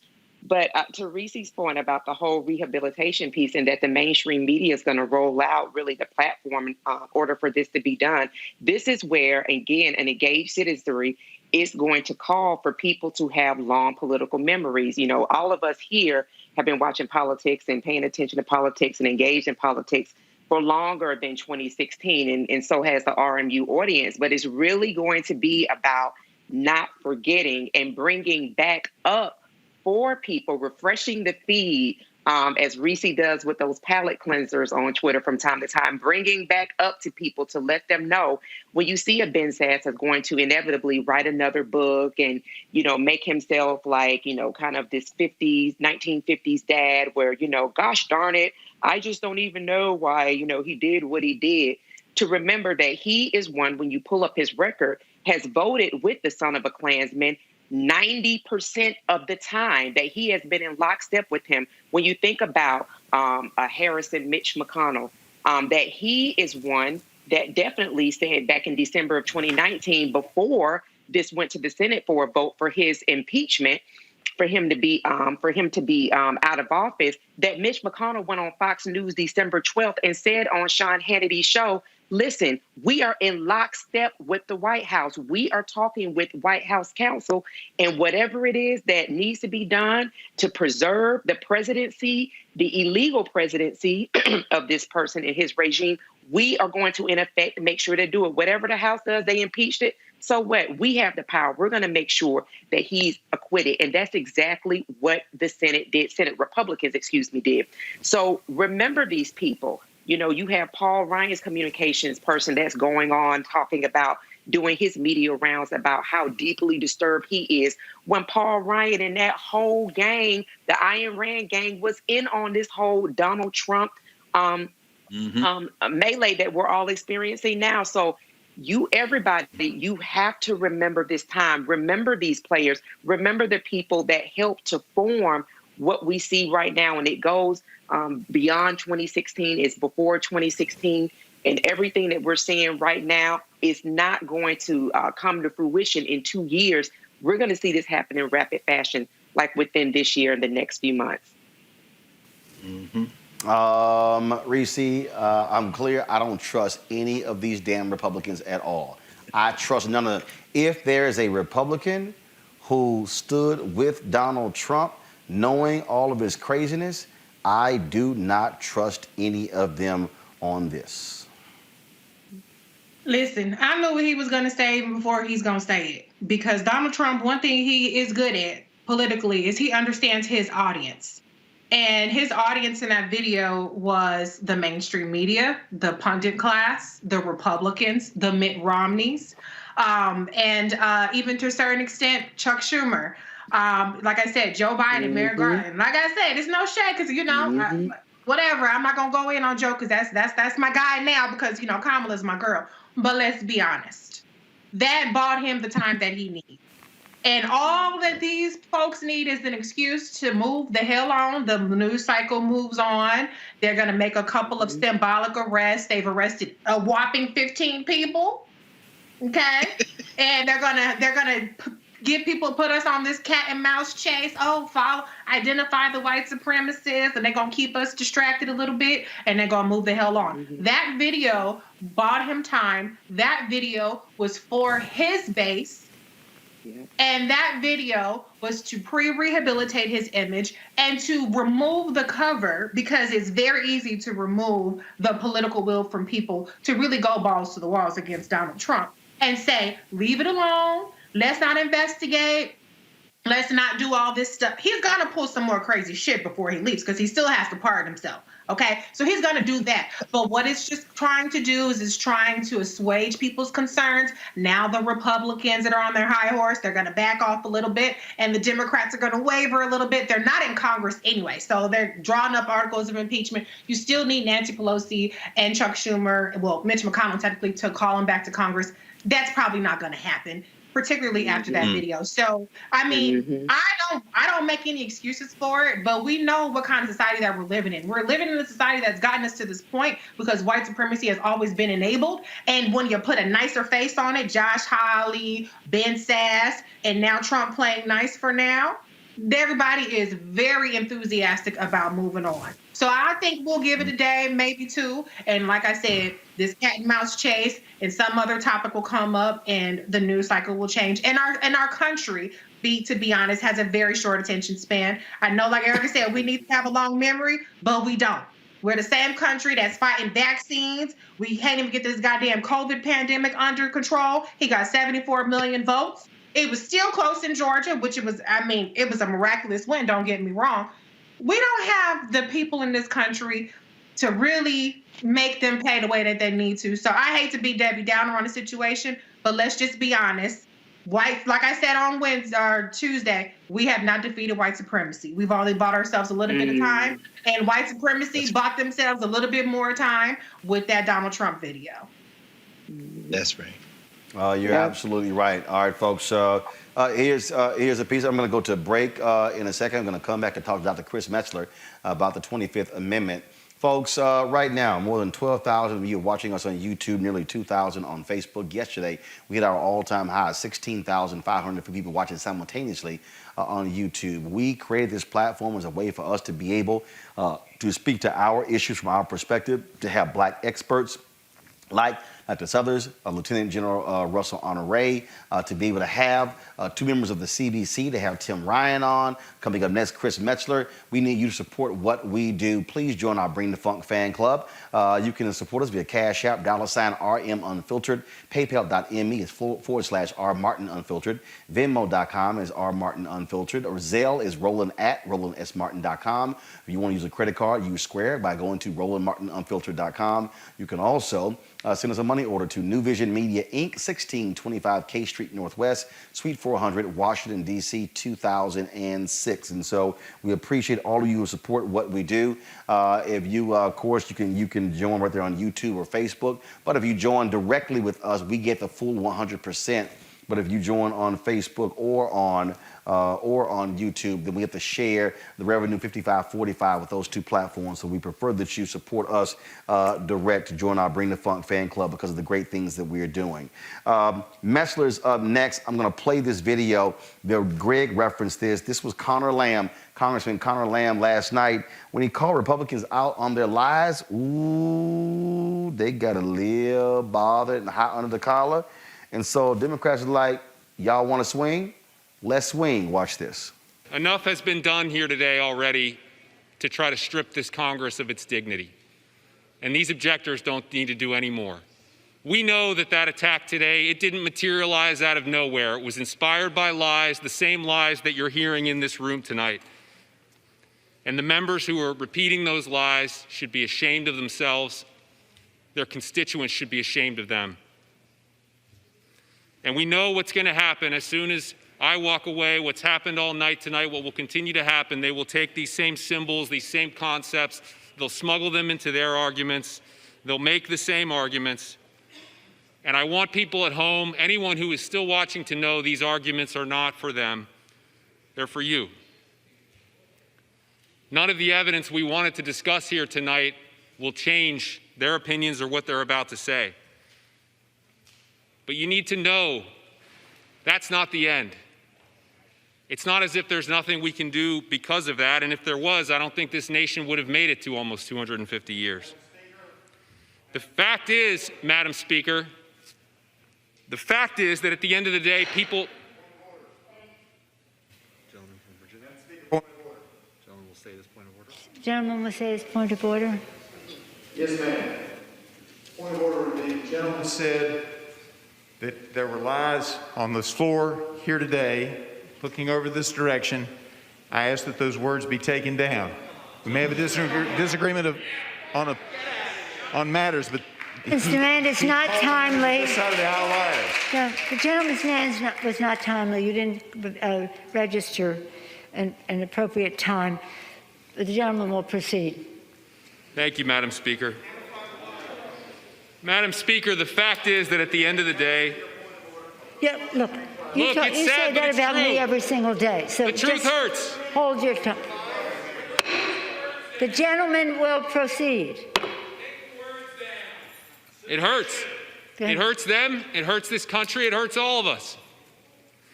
But the fact is that the people have made this country work by not giving in. Go ahead, shout it out. Say The one thing gentleman that's is true. not in order. The gentleman will proceed. The gentleman will proceed. One last thing to say, Madam Speaker, and I thank you for your patience. All people need to know, all they need to know tonight, Madam Speaker,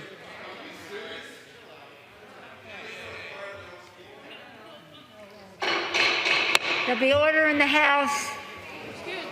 There'll be order in the House.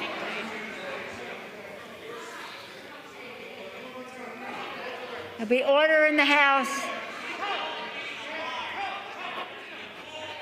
The gentleman will clear this chamber. The gentleman will clear the chamber. Gentleman will proceed. thank you, Madam Speaker. The truth hurts. All right.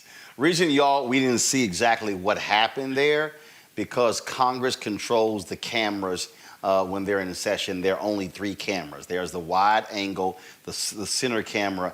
There's the angle, the camera that goes on where Republicans on their mic, and the other camera on the Democrats' mic. And so that's why you only see those 3 cameras. C-SPAN only is able to show those 3 cameras. The issue of the 25th Amendment has come up a lot. As I said, Vice President Mike Pence, according to his advisors, has said he is not going to move forward with that. So what exactly is the 25th Amendment and what could its impact be? Joining us right now is constitutional law expert Dr. Chris Metzler. Chris, first and foremost, you are conservative, you're a Republican, you've seen all of this madness, that what took place on yesterday. Surely you have to be embarrassed to watch these Republicans even still vote to not accept the electors of Pennsylvania and Arizona after what took place yesterday. And it just makes no sense. It makes absolutely no sense. And in fact, it was shameful. It was not, in my view, unexpected, though. But as we look at the Republicans who, well, let's start with the president. The president clearly has blood on his hands because there was no reason whatsoever to call people to Washington on the 6th of January. He knew the reason that he was calling them there. He knew what they were going to do. So, in fact, he's aided and abetted that. That's number one. And after everything that happened, those members, those Republicans, both in the House and the Senate, who still raised those objections, I guess they think, oh, well, you know, I'm going to get reelected. I don't need black folks, young folks, et cetera, voting for me. So whatever. And let me go specifically to Josh Hawley. First of all, as it relates to Josh, I hope everyone knows that he's raised a significant amount of money over his objections. And we should also know that he plans to run for office in 2024. Naked ambition. So it is what it is. And the folks who did what they did yesterday, that's not the Republican Party I know. But apparently, you know, from my perspective, there is no Republican Party. It is a loose collection of factions. That's pretty much what you got. For folks who don't, when these constitutional issues come up, people who don't really understand, most people haven't even read the Constitution. When you watch some of these movies, they give you the impression that all the cabinet officers have to sign a letter invoking the 25th Amendment. Is that true or not? No, They don't all have to sign. What has to happen is the vice president gets a majority of them to say, we want to do that. Here's the problem with the 25th Amendment. It's probably, and particularly Section 4, the worst written part of the Constitution, which is why it's rarely ever used or invoked. Here's the problem. All that will happen is that, in fact, the vice president would say, and that certain portion of the cabinet would say, the president is incapacitated. Okay, but here's what happens after that. The president then can write a response and say, no, I'm not. And at that point, Congress has 21 days to resolve that. So in this particular case, it will go nowhere relative to the 25th Amendment. And keep in mind, the president can ban anyone from the White House. So it's not like they can trot up there and give him this and say, get out. That's not how this works. So when you say incapacitated, that means that, so if he says, I'm not, now they actually have to prove it. Now there has to be some process.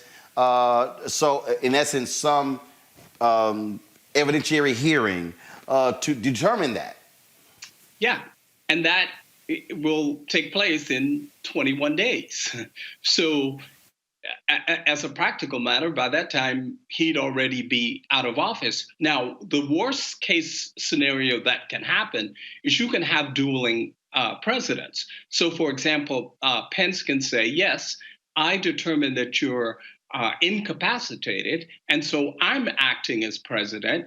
Then he says, Trump says, no, I'm not. I'm still president. So it's, the 25th Amendment really isn't explained as much as it should be explained so that folks understand it's not as easy as it sounds. So, and for all the people who keep talking about it, again, you're talking about a very short period of time. So the quickest way to get rid of the president is really to impeach him in the House. I mean, they literally, now even on that, do they have to have a certain time frame? So for instance, can the House literally in one day impeach Trump? Can the Senate actually have a one day hearing and vote to convict or to acquit? Yeah, they can do that. They can do that. There's no time period to do that. The problem is what will happen in this case is the obstructionists will obstruct that process. But technically, yes, they can do that. They can call everyone back and say, listen, we're going to do this in one day. This is the time. You're not leaving here until this is done in 24 hours. They can do that. As a practical matter, I don't think that's going to happen, but they could do it. Dr. Chris Mensler, we certainly appreciate it, man. Thank you so very much. My pleasure. Take care. That's why I want to go to Erica here. Erica, this is why I love it. All of these media folks today have been, oh my God, Chuck Schumer's come out and saying, invoke the 25th Amendment, and it's going on and on and on, the next person, next person, next person. But it ain't that simple. This whole notion that the 25th Amendment is just like this magic bullet. Yeah, if he simply says, I'm not incapacitated, based upon what? Are you telling me I have dementia? I have Alzheimer's? That I'm sick? No, I'm not. I'm in great health. All right, now what do you do? And so, look, the real deal is, to me, push for impeachment and conviction. Yep. Yeah. And, which means that if he gets convicted, he can't run for president again. Exactly. And I'm glad you're repeating that, because that just needs to be repeated over and over. So it really does marinate into the frontal lobe of everyone's mind. That is what's going to have the most effect. Reese just laid it out for us a few moments ago, what this propaganda that we've seen that is now posted on Twitter is all about. It is about him continuing to be able to maintain the power that he has within the cult that he has created, right? And so when we look at what mainstream media has done with their participation in really forming the Frankenstein that they have before them, allowing him to call into shows, giving him carte blanche, explaining him away, doing the J.D. Vance, the hillbilly elegy profiles, breathless profiles over and over again over the folks that support him. Whatever the easiest fix is, whatever it is that they can get into the minds of the people that do consume these alphabetic letter shows, to really just kind of say, this is something that's being done and we believe that it can be done. But when you actually have to break it down, listen to it, have it explained to you that it is not as easy as it sounds.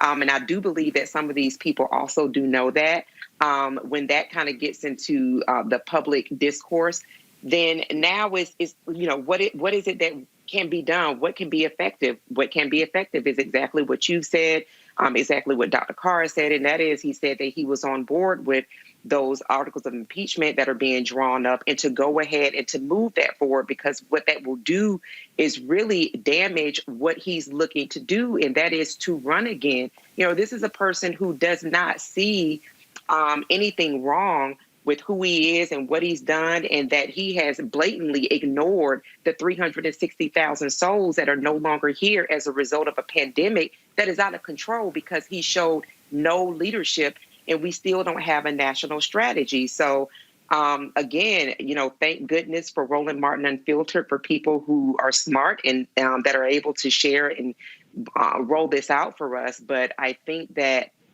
what this is also going to do just in these last waning days, people just ready for this to be over with. So hopefully, if members are able to draw up those, articles of impeachment and get it done, great. But, to be honest, I think what a lot of people are feeling is, number one, because of what we saw yesterday, we do understand white privilege is definitely something that's threaded into the American soil. We don't see that there'll be any accountability. And then secondly, that people are really wanting for his presidency to be over with so we can just move into really getting a handle on all of these other things that are mounted against us now.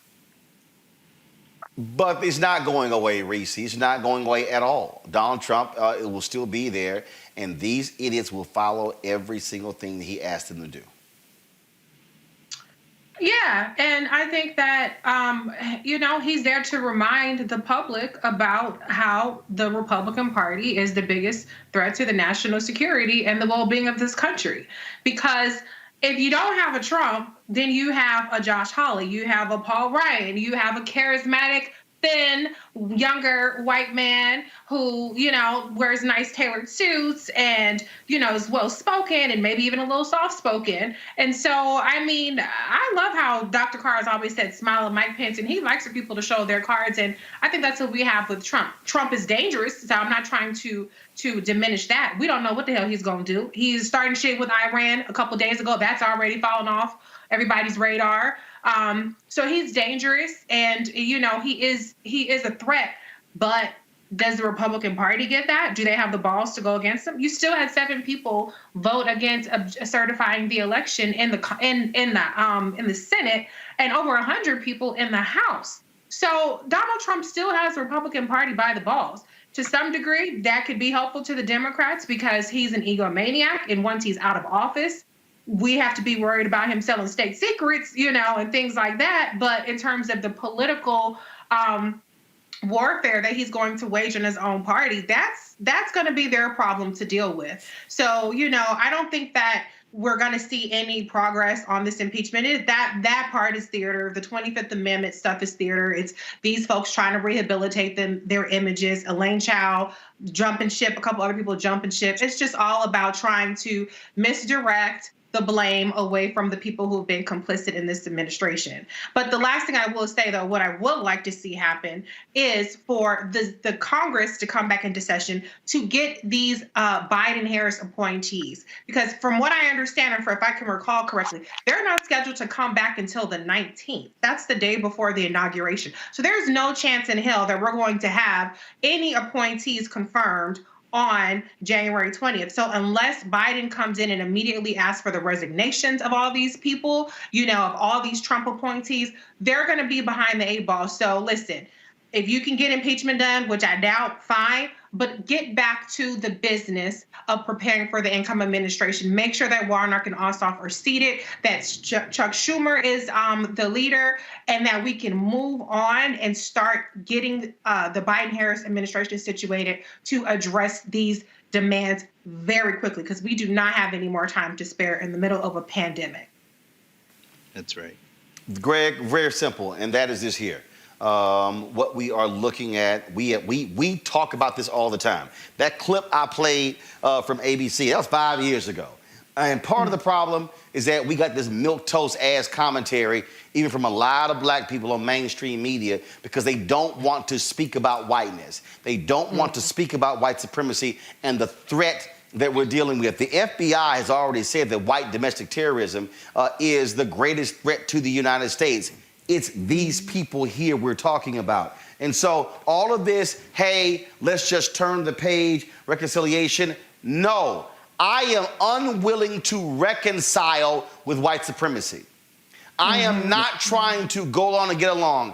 I don't care about Mitt Romney's speech last night. Why? Because Mitt Romney wanted to be Trump's Secretary of State. I don't care about Senator Lindsey Graham saying that he has now accepted the election when he tried to get the votes overturned in Georgia, when he has kissed Trump's ass at every point over the past 4 years. I don't care that Mitch McConnell gave a statesman-like speech. No, I'm not trying to love these people. I've listened to some black commentators on other networks talk about, how we need to embrace the moment and this is a moment of healing. Bullshit. These folks do not want to heal. These people want to kill, steal, and destroy. They do not want to see black people voting. They do not want to see black or Latino folks voting. They want us to go back to where we have slavery without shackles. They do not want to share power. They do not want us to have any control whatsoever. They can't stay. Is how they derisively use woke, how they attack us. We're going to talk about that with our next guest after your comment, Greg. This brother was attacked for wearing a dashiki in a courtroom, and he's a damn lawyer. If you saw these folks allow these racist terrorists to come into the U.S. Capitol. No, black folks do not fall for the okie doke. These people are not our friends. They're not our allies. We cannot work with them. Once you show me you choose to work with evil, I am going to take you at your word. Damn, working with you. You're right, Roland. And this is why this show, this space, now I just want to echo what Reese has said and what Eric has said. This is the gold standard of conversation right now in media across platforms. Because what we've heard tonight has been a very nuanced, very well thought out discussion of where we are and what the possibilities are. When Chris Metzler says that the Republican Party is basically a bunch of factions, that was a very important statement. And what Reese has said is right, and Erica has said it as well. There's probably very little, if in no possibility of doing 25th Amendment or impeachment. However,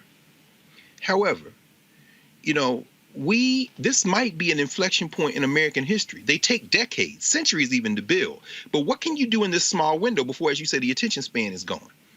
Simply put, the Justice Department, forget Merrick Garland, look at Kristen Clark and look at Vanita Gupta and look at his deputies and say, you know what? There needs to be a criminal investigation of Trump.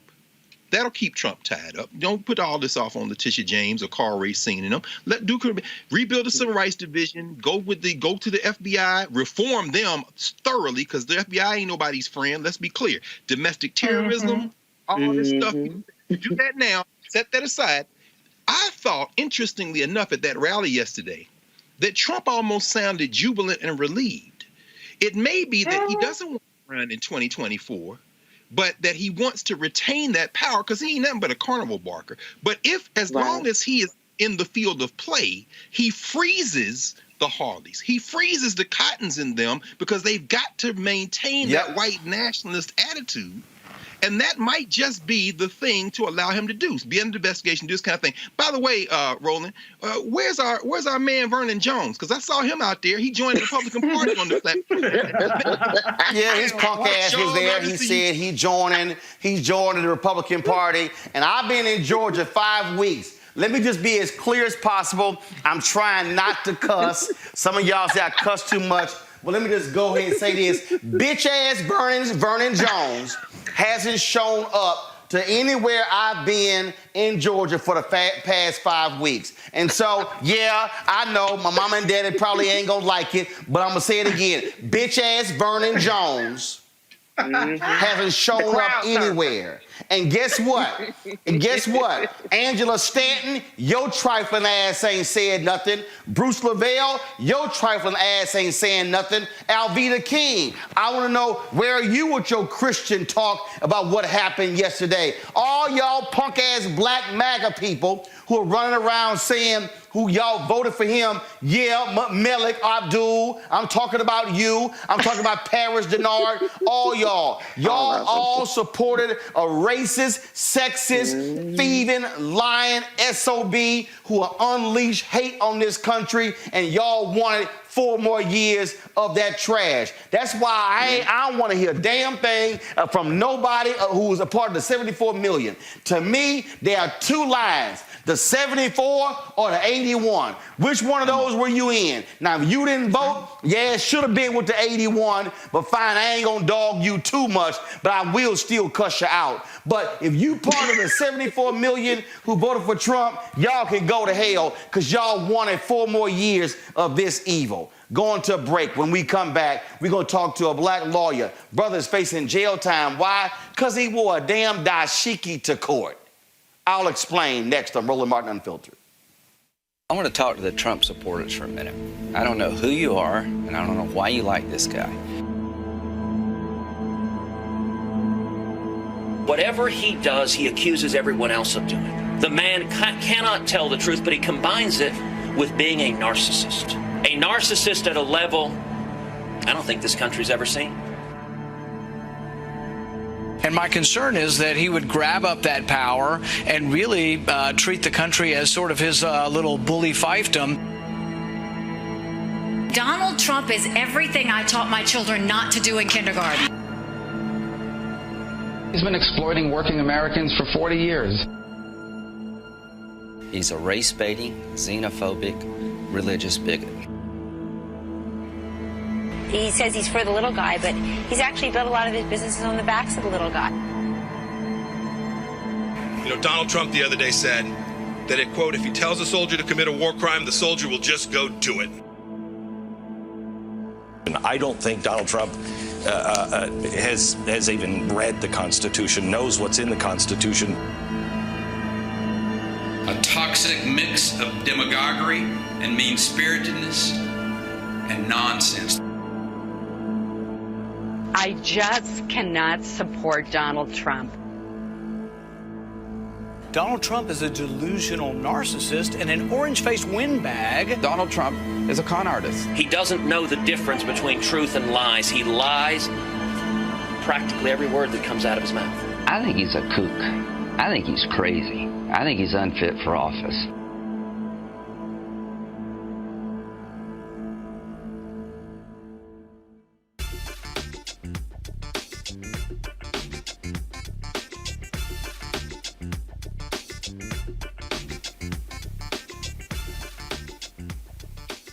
Folks, attorney Jaya Person Lin is scheduled to be sentenced on Friday after the jury convicted him of 1 count of willfully resisting, delaying, or obstructing a peace officer.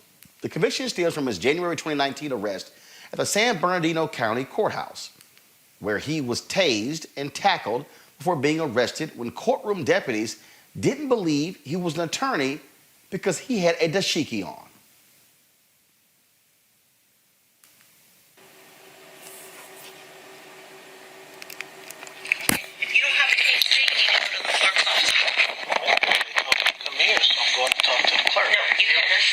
What are you here? I'm an attorney. I'm an officer of the court. I'm here to talk to the clerk. Okay. That's what I'm here for. What are you here To talk to the clerk. About what case? Not anyone. Well, it's not social hour with the clerk. We got to figure out what you're doing here. No, you can step out. Step out. How am I going to step out? I'm Available Roberts assist You cannot approach the clerk. in Department 7. Why not? Got a Because that's the rules of the unruly court. passenger. You see that? Do not approach the clerk.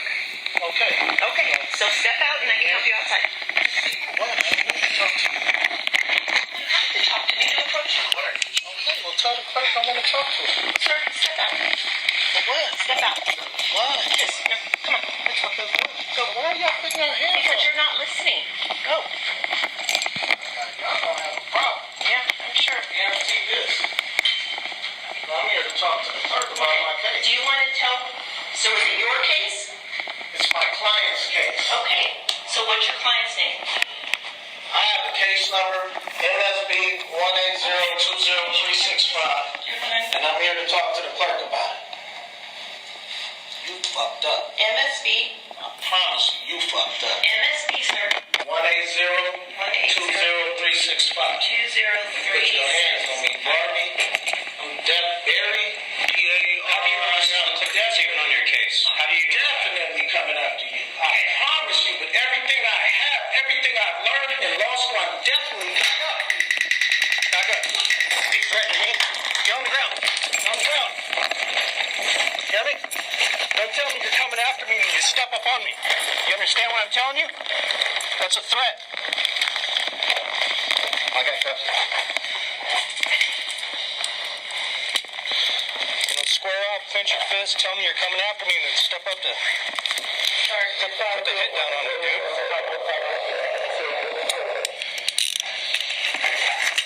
Oops, sir. You done? You gonna go with the program, or you gonna keep resisting? You got my taser?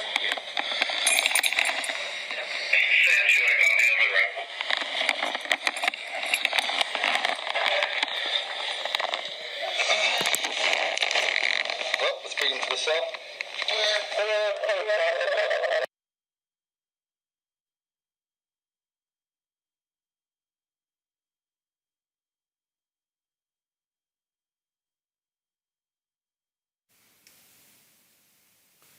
Joining me right now is Jai Person Lynn. Jai Person, glad to have you here. This all started because you were wearing dashiki and they didn't believe that you were a lawyer? Yeah, plain and simple. That's it. And, thanks for having me. Good to see you. But that's it. They did not believe me. I told them exactly who I was, what I was there for. And before the video that you showed started, I tried to pull out my bar card to show them I'm, in fact, an attorney, but I did not get that opportunity. Before that, he pushed me. So they hit you with willfully resisting, delaying, or obstructing a peace officer. And they want to send you to jail for a year because of a shirt you were wearing. That's what I'm facing. That's what I'm facing. And at the trial, they recognized it was not resisting. Although you hear him on the audio saying, "Are you going to stop resisting?" They know I never resisted. And so at the trial, it was for delaying or obstructing. So at the part of the video you just showed, when he put his hands on me the second time and I put my hand on his and his hand left my chest, that is the act, the specific act that the jury said delayed or obstructed him in the lawful performance of his duty. And that 3-second act is the act that I was convicted of delaying or obstructing him in his duty. So what the jury said is the officer can put hands on you and you're supposed to stand there and just take it. That's exactly what they said. It's basically just us realizing that the Dred Scott case is still good law, at least in San Bernardino County, in which the Supreme Court of the United States wrote, and it's still there on the books today, that for more than a century we were regarded as inferior beings, and so inferior that we could be reduced to slavery for our own benefit, and that a black man had no rights that a white man was bound to respect.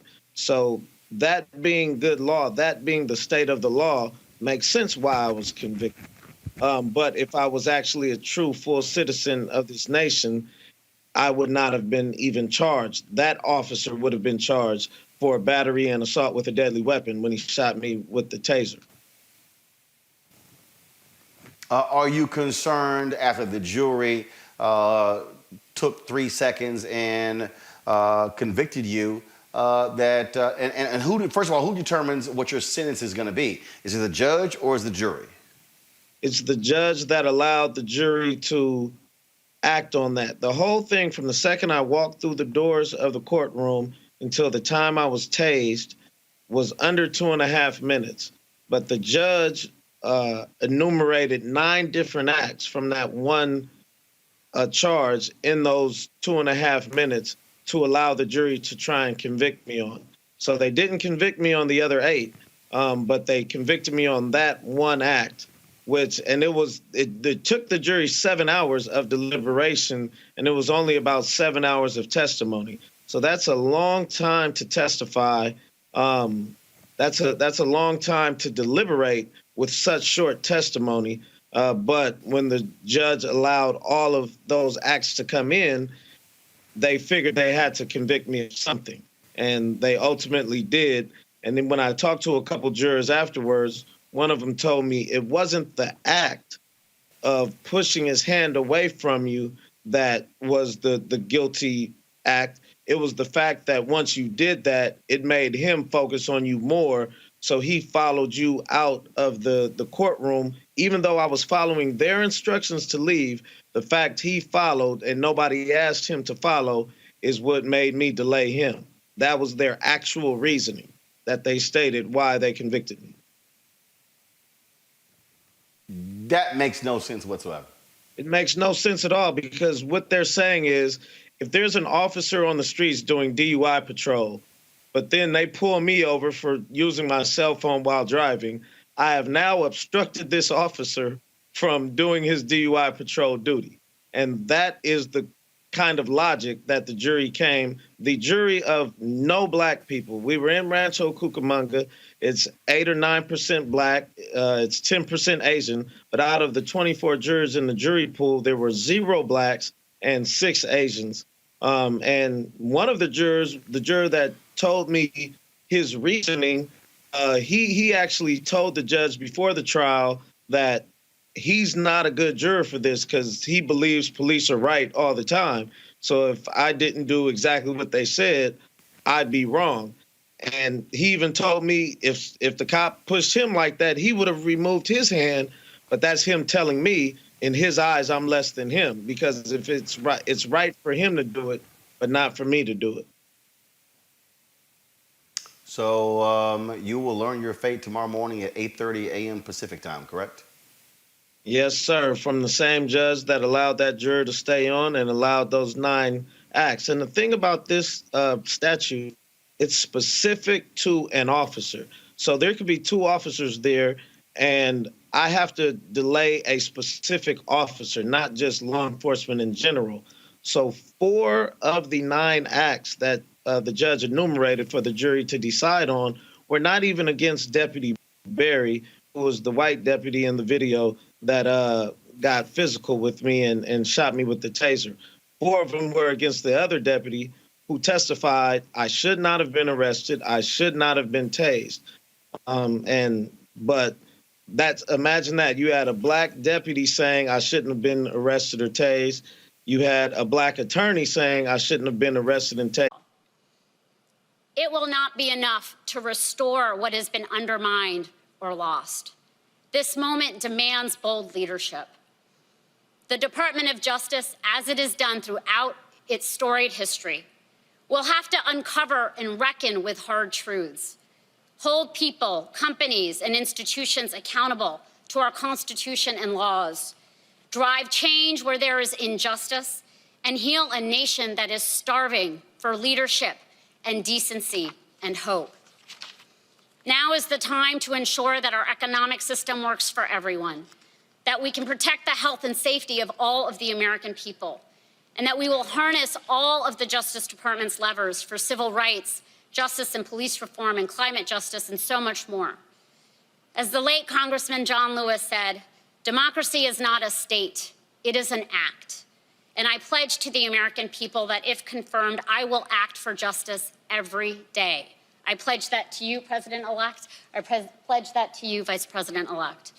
I am honored, deeply honored, for the chance to work together with activists for justice, with law enforcement, with this extraordinary team that I'm so humbled to serve, with the incredible women and men at the Justice Department to strengthen our democracy and to make equal justice under law a real promise for all.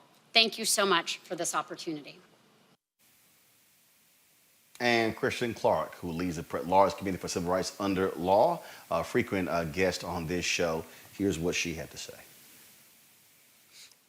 Mr. President-elect, Madam Vice President-elect, it's an honor and a privilege to be nominated to return to the Department of Justice and serve the American people at this critical moment in our democracy. I am humbled and exceedingly proud to join the remarkable team that you have put together to pursue the urgent, timeless cause of equal justice under law. I stand here today deeply inspired by the example of the late Thurgood Marshall, Constance Baker Motley, and other public servants who dedicated their lives to advancing the cause of justice. We are at a crossroads. If I am fortunate enough to be confirmed, we will turn the page on hate and close the door on discrimination by enforcing our federal civil rights laws. Growing up in Brooklyn, New York, my parents instilled in me an unrelenting belief in the principles of hard work and respect for the dignity and humanity of all people. I am deeply thankful for the trail that my parents blazed, and today I'm thinking about the pride that I know my mother, Pansy, my brother, Troy, my sister, Karen, and my partner, Mustafa, are feeling as I take on this challenging new opportunity. As a mom myself now, I see the future of America through the eyes of my son. And honestly, at times I am worried.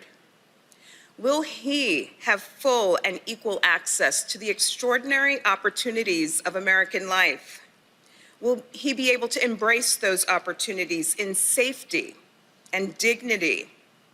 Will all of America's children? Every parent lays awake some nights asking these same questions. I know that my own parents did. I was fortunate to benefit from amazing educational opportunities and plenty of lucky breaks that opened doors for me. But I know then, as I know today, that not everyone is blessed with the opportunities that I enjoyed. And that awareness has animated my life's work. It's what brought me to the Department of Justice, where I started my career, and it's what brings me back for this homecoming today. The department, and especially the Civil Rights Division, has always occupied a special place in my heart. The clarion call of equal justice under law is what binds us together as a nation. Now it's my honor to return to work alongside the dedicated career professionals who give of themselves every day to make that principle real in the lives of families like mine, in my son's life, and in the lives of all of our sons and daughters. I know the passion and fearlessness that both the President-elect and the Vice President-elect bring to the work before us, to restore justice, to heal our nation, and to move us closer to that ideal of equal justice. I'm humbled, honored, and eager to work with them and with this team. Thank you for giving me this opportunity to serve my country as a member of your administration. Greg, you went to Ohio State Law School. You understand these issues. Your assessment of this legal team, this justice team Joe Biden has assembled. Let me pause here and say shout out to the HBCUs. I do teach a class at the Howard University School of Law, and Kristen Clark is a proud graduate of the Howard University School of Law. So I want to say that. By the way, so is young brother Person Lynn. I knew his father, who is a professor of Pan-African Studies out on the West Coast. He's a Hustle grad. Also went to Hampton undergrad. Merrick Garland is irrelevant if he stay out of the way of those two. And we need to make him stay out of the way of those two. Because I'm going to tell you right now, all those consent decrees will be reinstated with Kristen Clark over civil rights. You heard what Vanita Gupta said about using the full power and extent of the law, the investigations, and there's some things in there, and I'll keep this very brief. The parting middle finger that toad Barr gave on his way out, scurrying out the door, was a recommendation to the White House to revise the way that the federal government pursues cases under Title VI of the Civil Rights Act of 1964. This is what they call in the law the kind of use of patterns, or the phrase in Title VI is disparate impact. In other words, if you apply for a mortgage and you don't get the points and you say it's because you were black, you don't have to show that it happened to you individually. If you can show a disparate impact on black people or Latinos or LGBTQ or women. And so what the Attorney General did without any public comment period is suggest to the Trump administration on the way out the door through that stink bomb. Now, Biden and them can't undo that immediately, but they can choose through the Department of Justice whether or not to pursue that strategy. That's now up to Vanita Gupta. So, hey, Merrick, stay out the way, bruh. One other thing I'll say, one great thing about Merrick Garland, and I endorse this 150%. Merrick Garland leaves the D.C. Court of Appeals, which many people call the farm team for the Supreme Court, immediately. And let's put this, Reese, let's put this on our sister Kamala Harris. We don't want 5 names. We don't want 3 names. Find the name of the black woman you want to appoint to the D.C. Court of Appeals. Go to Stephen Breyer and say, bruh, you're 82. Let's move you out the paint in 2 years. Put that sister on the Supreme Court, or since Clarence Thomas is a black man, how do we know he's black? His hair done turned Snow White. Keep your left eye on him, because that diabetes might make him quit, and get that sister on the Supreme Court. So good, Merrick Garland. Appoint him, put that sister on the Supreme Court. Let's make this move. Don't be bullshitting with these people, because otherwise they'll slow walk us on this unity BS. But yeah, that's my journey. Or Reese, I'll do this here. Appoint a sister to Merrick Garland's seat, and then go to Stephen Breyer, and then appoint a sister to the Supreme Court. Go for a twofer. Your thoughts on this DOJ team? I'm all for it. Listen, we need to quit moving black people on the chessboards and not getting a net plus. Okay. So Ketanji Brown Jackson, let's put her in Merrick Garland's seat. And yes, that's the name that I've seen, thrown out there. So yeah, we're gonna have to galvanize behind her. But absolutely, listen, Merrick Garland, whatever. He doesn't excite me. He doesn't repulse me. I think he's a very, it's kind of the Obama mentality, right? Oh, let's put a very moderate, uncontroversial white man in there that's not gonna offend anybody. And so whatever to that. But really, that's more of, a policy overseer. But really, the meat of it is in these other appointments. I am thrilled to see Kristen Clark and Vanita Gupta in these positions. That is going to bring tangible change, because these are not people that just sit up there and throw flames. These are people that are actually serious people who have been on the forefront of all of these major fights throughout and before this that we need to deal with. So these are very, very, very serious, credible picks that are exciting picks. I think I think people are going to have a hard time trying to diminish them and say that that the Biden-Harris administration is unserious about making progress on these fronts, assuming, as Dr. Carr pointed out, that Merrick Garland stays out the way and kind of lets them run the show. So this is just that is just absolutely thrilling news to me. With Kristen Clark, I heard that she was offered a different position and she decided that she wanted this position specifically. And so I feel like we're in good hands with those two. As much as can be done at the executive level and agency power, which is significant, I think we are really, really, really the better off having these two women in these positions. Got it. Erica, final comment. Sherilyn Ifill. That's my final comment. Sherilyn Ifill. I'm looking to hear her name kind of circulate when we're talking about Supreme Court picks. But, again, when we think about Kristen Clark and we think about Vanita Gupta, as everyone has pretty much said, when I think about in terms of all of the unsexy fights, they have been in state courts. They have been fighting the good fight on the unpopular, uncovered cases that have really kind of helped democracy continue to really push forward. So really happy to hear this. And we're, again, like everybody else, we're just looking forward to day one so we can get things moving and going.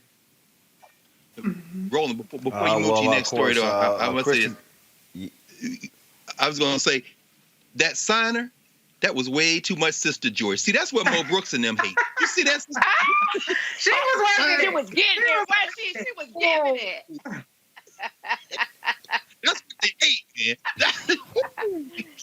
Sis had her purple and her black on. Hey, we have flavor no matter what we do. All right, y'all. I'm gonna end it. First of all, Kristen Clark is a huge friend of this show. I've been hugely supportive of her, leading the Lawyers Committee on Tom Joyner, TV1 on this show as well. And so we certainly congratulate her and look forward to working with her in the Department of Justice. I saw this clip. Jamal Bryant posted this real quick, y'all. Yesterday when all the stuff was going down in the House, somebody shot this video. Lisa Rochester of Delaware. All I'm simply saying is, if y'all need somebody to pray on your behalf, y'all might want to call her. This is what went down in the midst of that craziness in the House yesterday. Check this out. Imagine, and law enforcement will take over. These moments, as members of the House chamber got on their knees and prayed, all of it bringing the presidential transition process, which was supposed to be happening today, to a screeching halt, although we do understand there's an effort to get it back underway tonight to continue the continuity of government, which is obviously so important in the United States. Imagine, and y'all saw the look on her face. That was some praying. That's what we call intercessory praying. Amen. She was for all y'all folk who don't know about. Yeah, for all y'all who don't know about intercessory praying, that was the intercessory praying that was going on right there. That's it for us today. We certainly want to thank. Look at the hand. Roland, before we look close at the, out, one more. Yeah. If I could just say one thing just about Georgia. You mentioned you've been in Georgia for 5 weeks. I want to say thank you, Roland. Nobody has covered the state of Georgia like Roland Martin Unfiltered. I said it on Twitter, but I want to say it again here. Roland Martin on this program back in December said that he would be in Albany, Georgia on a Thursday, and he was there 2 days later. And after that, the Warnock campaign showed up, and they showed up again and again and again. It's folks like Roland Martin that they don't say that they're going to do something and maybe do it. They damn do it. Roland, you helped turn the tide. You talked to people. You were on the ground. It seemed like it was 24 hours covered. So my brother, I bless you. I thank you. You covered 159 counties. And you were also, as Congresswoman Brenda Lawrence talked about Michigan, you were also very much so a part of the wave that helped turn Georgia motherfucking blue. So thank you, Roland Martin. Well, certainly appreciate it. We've had a great time here in Georgia. We made the commitment that we were going to be here, and so we were in Albany two times. We were in Albany twice. We were in Columbus twice. We were in Savannah 3 times. We were in Macon. We were in Athens. We were in Clayton County, Gwinnett County, DeKalb County, Fulton County, and so we spent lots of time here. And this is also why I encourage people to join our Bring the Funk fan club, because I need y'all to understand there's a mayoral election in St. Louis. The primary is March 21st. It's nonpartisan. You've got a white progressive who's running. You've got 3 African Americans. Don't ask me what the black people in St. Louis can't get together and run one person. Okay, that's how Tashara Jones lost last time. But I've already reached out to her. We're going to go to St. Louis. We're going to host a town hall there. We'll invite the other candidates as well. But we're going to be doing that. You got the Virginia gubernatorial race is going to be taking place. The primary is likely in June. We're going to be all over Virginia. We're looking at some of these other races. In 2022, Ron Johnson is running in Wisconsin. We're going to go to Wisconsin and take his ass out. That punk-ass Marco Rubio will be running in Florida. We plan on going down to Florida, taking his ass out as well. And so we are going to use our resources to be on the ground, going to these places. And just so y'all know, I wish I could show it to you, but it's actually connected. I just want y'all to understand. Y'all think, and I'm purposely transparent because I need y'all to understand. It's sort of like when I talk to my nieces, I tell them how much stuff costs so they can understand that this stuff don't just happen. I mean, seriously, the equipment, the live streaming equipment that we use is called an LU800. Y'all, we were out there. ABC got the same unit. CBS got the same unit. NBC got the same unit. Fox got the same unit. Now, they probably got 30, 40, or 50 of them. We got 2. But we're using top-of-the-line equipment that these folks are doing as well. And so I need our people to understand that we're serious about covering African Americans, bringing you the kind of news we're talking about. And so, again, that vehicle, that roll bill we're talking about, that was $188,000. That allows for us to be able to travel across the country and broadcast wherever we go. I told y'all last night, our goal is to launch our OTT channels. Okay, that means we're going to be on Apple TV, we're going to be on Roku, we're going to be on Twitch, we're going to be on Amazon Fire, we're going to be on Xbox, we're going to be on Samsung TV. That's $145,000 a year. And so we're not playing around. Let me be just real clear. I'm not wasting any more time on what other black media people are not doing. I tried to partner with all these other black media people. Y'all, I email all of them. Folk didn't want to partner. I'm not wasting any more time. We're going to build this, and we're going to build something significant. And so once I unveil it to y'all, I'm telling y'all, the vision was always larger than just a show for me. It was always larger. Okay, and so we're going to be hiring a number of people in 2021 to build this team out. So do understand, we're not playing games. I am not going to cede anything to the other networks. We can do just as well. And in fact, I got an email from one of these from Showtime for a show. They actually want to use some of the video from one of the Warnock Ossoff rallies that we shot that we had that they don't have. And so y'all need to understand that also I'm getting phone calls from people in England who want to use our content. It was a Botham Jean rally we covered. It's a documentary that they actually want to use for. And so we are building this, and so we need your support. Yes, we're out here going to these advertisers trying to get these dollars.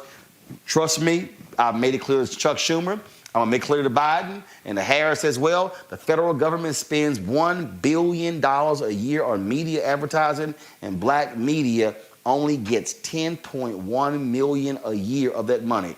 Black media gets listen to me, y'all. Black media gets 1% of the $1 billion spent annually on media.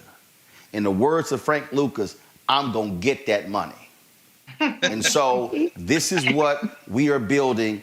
And so do understand, I'm not playing games. And so we're serious about this. And so I just want y'all to understand that when you give, and y'all need to understand, I get every time y'all give to Cash App, my phone pings. When you give to PayPal, when you give to Zelle, when you give to Venmo, I literally see every single one of your notices.